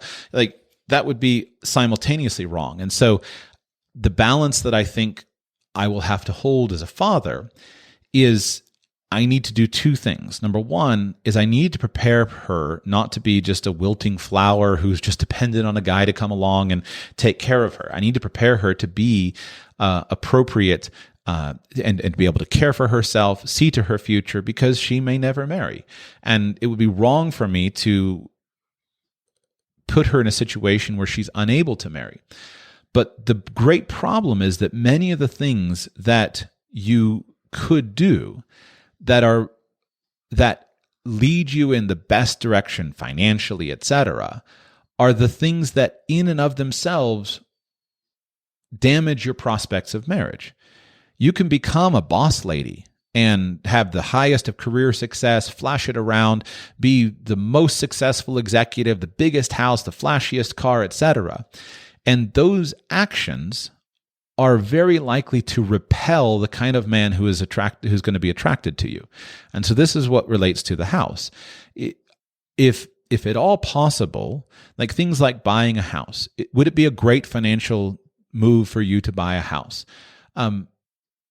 Most likely, if you're again building on that previous speech, most likely it would be. And yet, is that the best move that is likely to result in a great marriage? You need to be cautious about it, and you need to be thoughtful about how you express this. And so I think buying a house is a great thing, but what you don't want to do is build an attitude of independence that is so strong that it'll make it difficult for you to merge your life with a husband in the future. And that's where some of the challenges are. And so I don't think that this is an answer to buying a house, but it should be something you think about. You should be, and I don't know the right answer. It's the same way I struggle with this question. It's like, if I were 22 years old, should I drive a minivan or a Corvette, something. Should I drive a car that has sex appeal, that is likely to say like, hey, this guy has a flashy car and he's great? Or should I drive a car that shows me to kind of be a boring, mundane guy who doesn't care about that, knowing that will repel the kind of woman who just wants to drive in my Corvette, but it might attract a woman who wants a good father? I've never resolved that question, and I have no idea. The only idea that I have actually is simply that to choose a third class, a vehicle that neither completely lacks sex appeal, but is also completely impractical. So a Toyota 4Runner or a Jeep or something like that just doesn't fit either of those molds and doesn't result in judgment. I feel like the same thing is true for you, is that you should be building your financial life very, very strongly, etc. But you shouldn't be pursuing things that are going to be repulsive to guys. And I don't think that buying a house is repulsive, but I don't think it's something that you should rush into at 28 if you're not completely filling up your retirement accounts, et cetera, things like that. And so if you were my daughter, then I would say, make sure before you buy a house that, number one, you're living in a situation that is going to lead to your having good social dynamics. Because one of the best things that you can do to maintain a really strong personal character is to live in a social environment. And so that ideal social environment involves living with family. If there are mother, father, grandparents, sisters, brothers, etc., people who are around, so that you can be surrounded by a good, strong, healthy social environment. If lacking that, being surrounded by roommates and girlfriends that are carefully chosen, that share your values, share your lifestyle, etc., can be ideal. And you want to keep yourself in a social environment good just for your own personal mental health versus living in a big house all by yourself. And if you do have the big house, then you do want to choose something that you can fill up with good quality people who are going to be with you in a social environment. And I would say, because of the risks of that, because of the possibility that you may need to change if you're living in an area of the country where you don't have enough good, high quality potential husbands, or you may need to change to industries or change jobs. You may need to move where your future husband is, et cetera, things like that. Then I would much rather you just completely fill up all of your retirement accounts, your mutual funds, and all of those things, and do that for a few more years, and then buy a house when it's just a steal of a deal and is obviously a great thing, versus this being a primary goal that I really need to buy a house right now. The great thing about mutual funds, retirement accounts, et cetera, is that most of that wealth is invisible. And you can get really, really rich, really, really efficiently without the external indications of wealth that can go one of two directions. Either attract a guy who's a deadbeat, who's just attracted to you because he's going to be, the deadbeat guy who mooches off of you, or vice versa. And so I think that for a young woman, prudence in those areas and having most of your wealth be hidden until you choose to reveal it is probably something that I would lean towards, but it's not an absolute rejection of buying a house. Is that gray enough for you? That actually, I had not thought of that, slowly building up the retirement accounts and have it be hidden. That makes a lot of sense. And as far as I know, I could still access that if I needed to before retirement. So right. I hadn't thought of that, so I appreciate that. Yeah, my pleasure. And I said what I wanted to say. So I just think the social environment is really important. One of the great problems that young people tend to do is they tend to live on their own, and they tend, especially in American culture, where you're just pushed to be on your own and to be independent by the whole culture around you. I honestly don't understand why most people would ever want to live alone. You do want to have your own space. You do want to have enough privacy, etc. But I would always much rather live with people that love me, people that care for me, people who can see how I'm doing every day. Being alone is not good for any man or woman on an ongoing, continual basis. And so if there's a living environment where you can rent a room from some friends of yours, or it's just much better. And you don't need to buy a house to build wealth. The house is appropriate at a different stage of life. And so I would say there's a lot you can do just in terms of, again, fill up your retirement accounts. If you filled up all your retirement accounts and you still can save more money, just save more money. And then in 3 years from now or 5 years from now or something like that, when you find a great house, a really killer deal, and you have real confidence about it, then you'll have plenty of money to buy the house at that point in time. So those are my thoughts. I hope it helps. That does. Thank you very much. My pleasure. Thank you. And with that, Jose, you have been extremely patient. Thank you. How can I serve you today? Yes, good afternoon. Thanks, Joshua. I've enjoyed the call so far today. My pleasure. So I've got a couple things, but maybe I will limit it to one. Try to keep this under 2 hours. So I have a general philosophy that insurance is a bad deal in most cases, unless it's insuring a catastrophic loss. And so, for instance, you buy a cell phone and they say, oh, do you want the protection plan for an extra $10 a month? I assume that they're in business to make money, and as assuming that I can pay for it if I drop it in the water and destroy it, it's going to cost more in the long run for me to pay for that insurance. And so same thing with like a car's extended warranty, that sort of thing. And I wanted to hear your thoughts. Obviously, something like health insurance, when you have a lot of assets that could be, spent up because you're in the hospital or something, that makes sense because that could be a catastrophic loss. But one, I was curious about your thoughts on that general philosophy. And then two, where do I draw the line? And part of that is I do have a property that I don't currently have insured. And if I lost it in a fire, it wouldn't be catastrophic, but it would be a bummer. On the other hand, the cost to insure that at the moment is relatively high because it's an unoccupied property. And so I'm just trying to weigh, like, at what point do I say, no, this is worth it to insure it versus, no, it wouldn't be catastrophic if I lost it, so let's not waste the money. Right. It's a good question. So the first thing I would say is, let me see if I can find it real quick. In the very beginning of Radical Personal Finance, back in the first 30 episodes or so, I gave a show where I gave a complete outline of all of the structure for risk retention.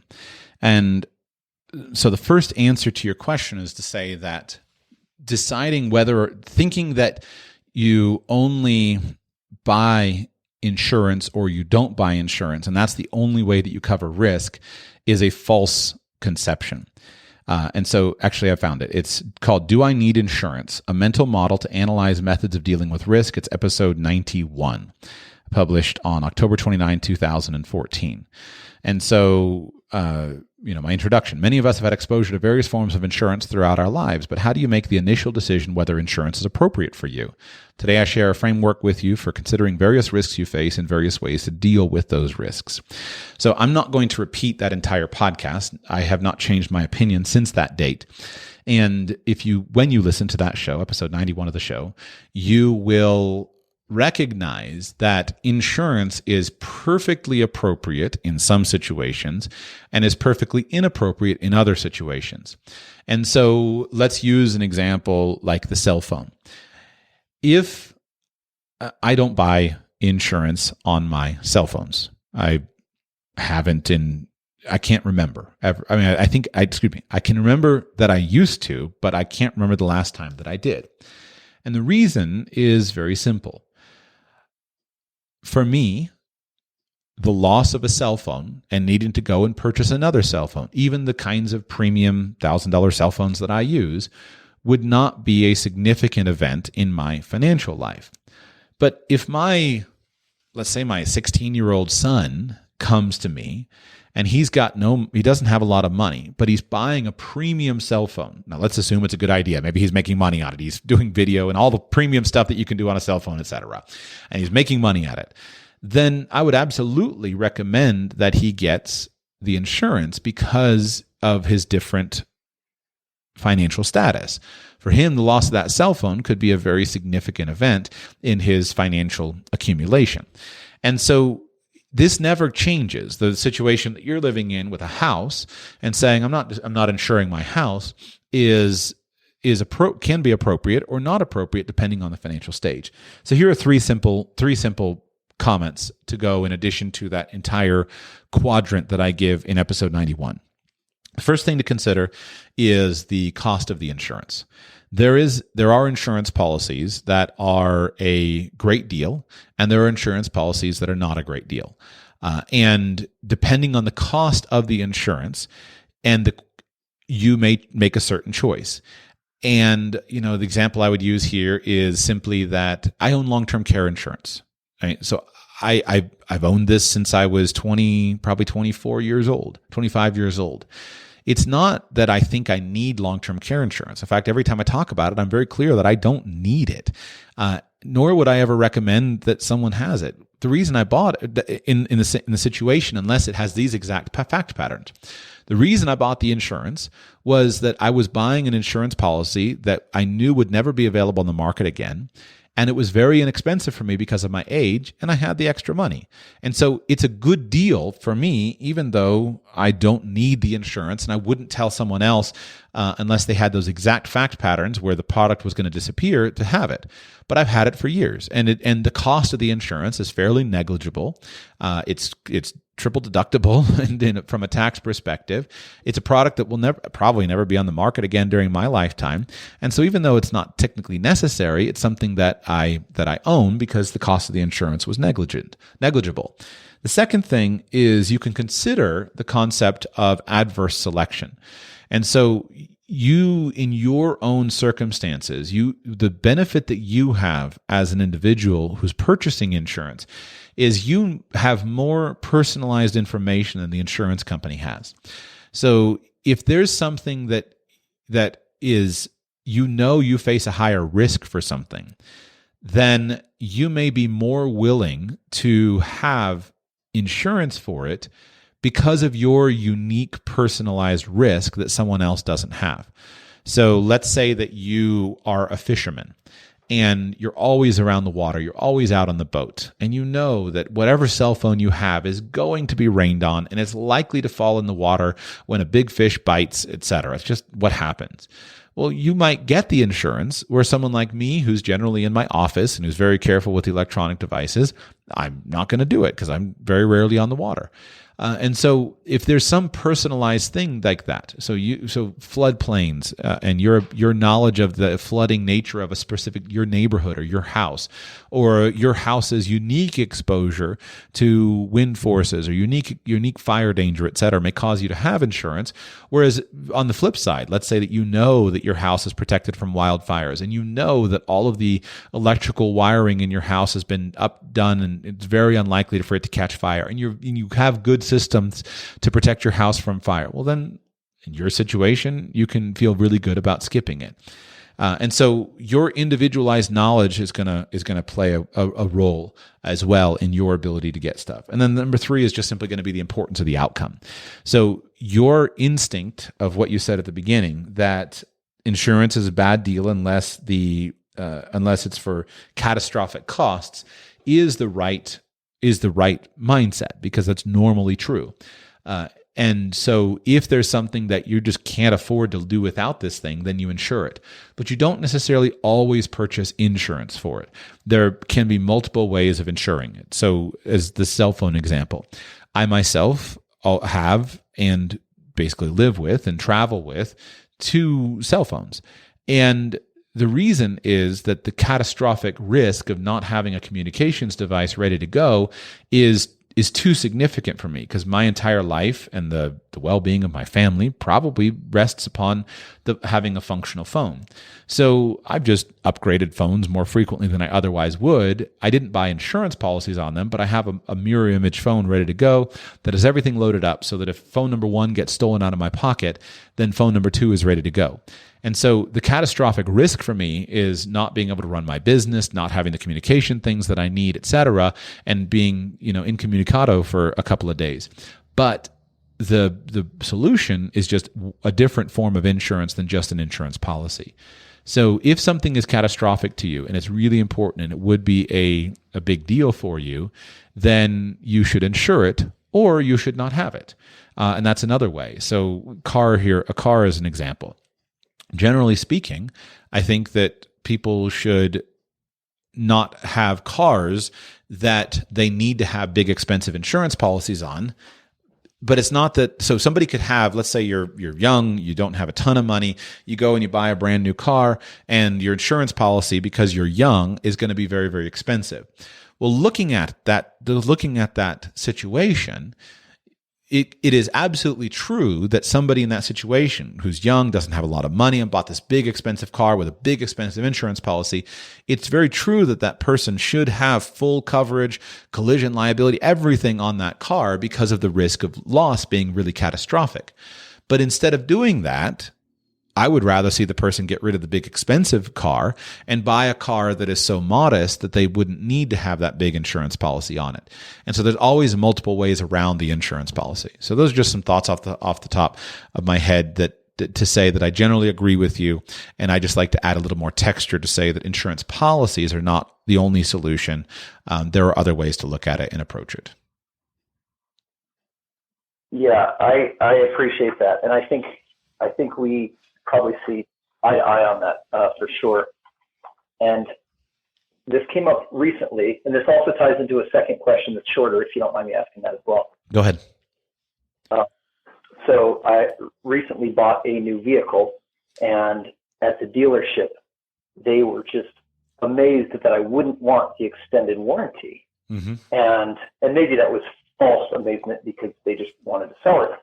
But I said, well, first of all, you have to make money on that extended warranty, and based on how hard you're pushing, you must be making a lot. And my second thought was kind of what you just said, which is, if I can't afford to repair this, then I should not be buying this vehicle in the first place. And so, second question. Recently, you had talked about car loans, and I got the impression that you were against it in maybe all cases, or in most cases at least. And I wanted to push back, at least in my situation. I'd actually never purchased a new vehicle until the past year.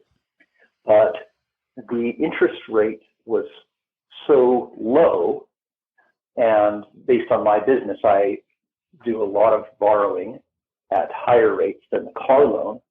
So to me, I thought it was a pretty clear decision to take it out on a loan instead of pay for it in cash. And I just wanted to hear your thoughts on that as well. Yeah, I'm 95% opposed to car loans because in most situations, they don't help improve the economic outcome that somebody experiences.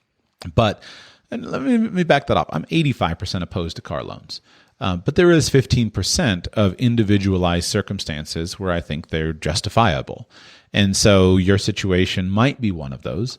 And I can list off, off the top of my head, I could list off half a dozen situations in which I think a car loan would be perfectly fine and reasonable and smart. At its core, I would say that finance is not always a mathematical optimization, structure of life.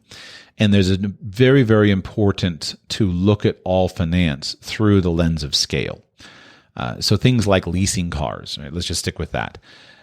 Virtually all financial planners or financial pundits will say that leasing a car is suboptimal because it's just obvious that it's suboptimal. But we do suboptimal things all the time, and doing something that is suboptimal doesn't automatically mean that it's a mistake. That we may choose to do something that is suboptimal because it's just not an important component of our overall life. And so, things like cars, I use variability to say, does the car matter for your career? For the vast majority of people, nobody cares what kind of car you drive. And going out and buying an expensive car so that they'll think better of me is a fool's errand. It would be completely stupid. And yet there are people that, based upon the image that is presented by their car, I would give the opposite advice. And so I think that any good, responsible advice is going to understand the basic truths that exist. Why do we not always buy new cars? Well, because if we always just upgrading, buying new cars, we're operating a vehicle at the most expensive cycle of its life. And then that person would look for the counter truths. Why does, public supermarkets, where I'm from, public supermarkets is the thing. Public supermarkets has an enormous fleet of basically brand new trucks that, as best I can tell, are all leased. Why? Why wouldn't public supermarkets be frugal and drive their trucks until they're 20 years old? Because for a supermarket, the most important thing is not having the absolute lowest per mile cost on delivery. The most important thing is having a fleet of trucks that work all the time so that every store always has everything that it needs. And so the point is, I'm fine with ambiguity. It's why I'll never be as successful as Dave Ramsey with his dogged commitment to his single message. But I do want to be honest with the ambiguity. So, and like what you're saying, is the car a lower form of financing than other forms of financing that are available to you? Sure, absolutely. But in buying a $50,000 car, whatever you bought, did you immediately go and pay down $50,000 of a higher interest rate debt? My guess would be probably not.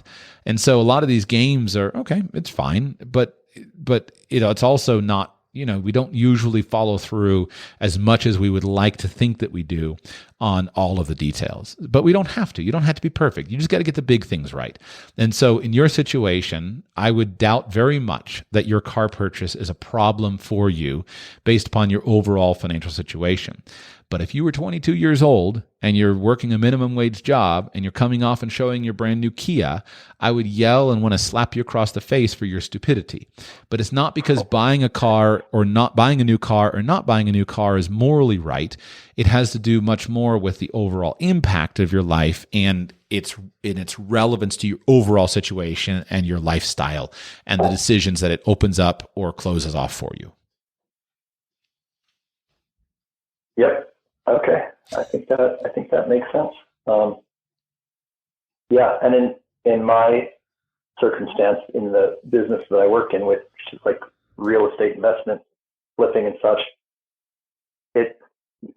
my debt changes so much month to month, depending on where I am in a project, that it really, the debt is fungible. So I feel like, okay, well, $40,000 at 3% as opposed to an extra $40,000 on another deal at 9%. Right. Depending on the month. Right. And you may follow through. So at its core, we don't have to be perfect. We're not in personal finance to just make everything mathematically optimized. If it were mathematically optimized, we would all go around with all of our clothes bought from Goodwill for our entire lifetime. None of us are going to do that. This is personal finance. And so there are many, many points in life in which we don't do the optimal thing because we don't want to. We want to live a different way. And that's perfectly fine. The only appropriate litmus test, or the only appropriate standard to compare your actions to is your goals. It's the achievement of your goals. And if you are achieving your goals, and you understand what you're giving up by achieving your goals, and that is fine. And so the example I like to use, I have a family member who likes to drive nice cars. Doesn't buy them brand new, but likes to drive nice cars. I make a different choice. And it's not that I don't understand the value of a nice car. Most of the brand new cars I drive are cars that I rent.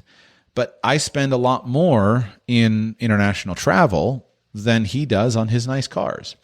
And he doesn't seem to be interested in international travel, which I totally get. I don't think you should be interested in international travel if you're not. It's a lot of work. It's a lot of hassle. It's a lot more comfortable to stay at home. And so I have complete and full respect for a guy who says, I'm happy to stay at home. And this is not my family member, but I'm happy to stay at home. I'm happy to do my international traveling with my big screen TV. And I like having a nice car and I make the money for it and I can pay for it. And to me, that's perfectly fine. The only reason that the only reason that would be a mistake is if he didn't understand what he was giving up. And so if we look at all personal finance advice, it basically comes through the lens of the unexplored alternative. So why does Dave Ramsey say, don't ever buy a new car unless you're a millionaire and his other rules? Well, because majority of people, their cars are causing them to be broke. Their cars are keeping them in a lifestyle of no peace. They don't have financial peace because they have a bunch of payments and they're stuck in a job they don't like, driving down a road in a vehicle they'll never own to impress people that don't care about them. And so you look at that situation and you say to somebody, don't you understand that this one simple decision of not driving such a ridiculous expensive car and not having payments could lead you to a lifestyle of freedom? You could get a job that you like, you could quit your work, etc. Don't you understand that?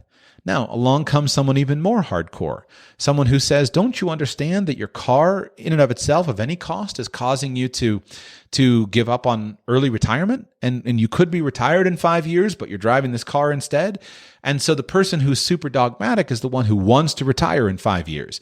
And they would much rather retire in 5 years than give up their car. That's perfectly fine. But someone else may look at it and say, I don't want to retire in 5 years. And that's fine as well. We're not dealing with moral right and wrong where we have objective, clear moral values. We're dealing with your standard should be my goals, my vision, and my ability to achieve that. And then you should also make sure that your goals are fully informed by what are all the alternative choices that you could make. And then within that, we're going to choose differently, one person over another. I myself, I just as soon live in a place where I don't need a car. I don't like them. I've driven, I don't want to say millions of miles, but I've driven a lot. And at this point in time, I just as soon live where I don't have a car. But someone else can make a completely different decision, and that's perfectly fine. As long as you know what you're giving up, and as long as you know what your goals are, then that's fine. I don't think it's not right or wrong. It's just shades of idealization towards your specific goals, this mythical standard of your ideal outcome and how quickly you want to get there and what style you want to arrive. That's great. Yeah. And my outlook has definitely changed in the last 20 years. I think I was on the extreme idealistic side in my 20s. And honestly, at that time, I think that probably helped me. So at this point, I don't have to live in a cardboard box. Right. Rules are helpful. They're clear. I mentioned Dave here a couple times, Dave Ramsey, but it's what I tell people. It's like, you will never go wrong following Dave's advice. If by wrong you mean being in financial trouble, etc. Like you're always going to be right. You just may not get the most ideal outcome, right? You may not be as rich as you would otherwise by using leverage in your real estate investing, obviously, but you're never going to make a mistake. And so those advice and those rules are, I think, really important. And all of us decide how much we want to pay heed to them because of our own goals. So that's all I have to say. Anything else, Jose? No, we're good. Thank you so much. My pleasure. Thank you for calling in. And with that, we conclude today's Friday Q&A show. I want to thank all the many callers. What a great variety of questions. I love doing these shows, and I thank you so much for being here for it. If you would like to join me on next week's show, go to patreon.com/radicalpersonalfinance. Sign up to support the show on Patreon. That will gain access for you to these Q&A shows, and I'd love to speak to you next week. Thank you so much. And remember as we go that there are two things going on right now. Number one is I have personal consulting calls open for the month of August. For information on that, go to radicalpersonalfinance.com/consult.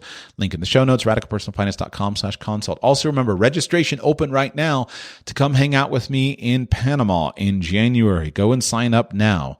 Go to expatmoney.com/radical, expatmoney.com/radical. All the details there or in the previous podcast episode. Thank you so much. Whether you're looking to build a website for your business, your hobby, your podcast, or just for fun, Pair Networks is your go-to web hosting partner. Not only do we have the lowest domain price in the industry, starting at just $11, we've got hundreds of stunning website templates to help you stand out from the crowd.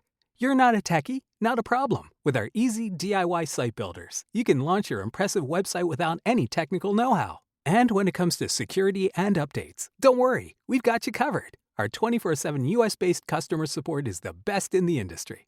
Check out pair.com today to learn more. PAIR.com.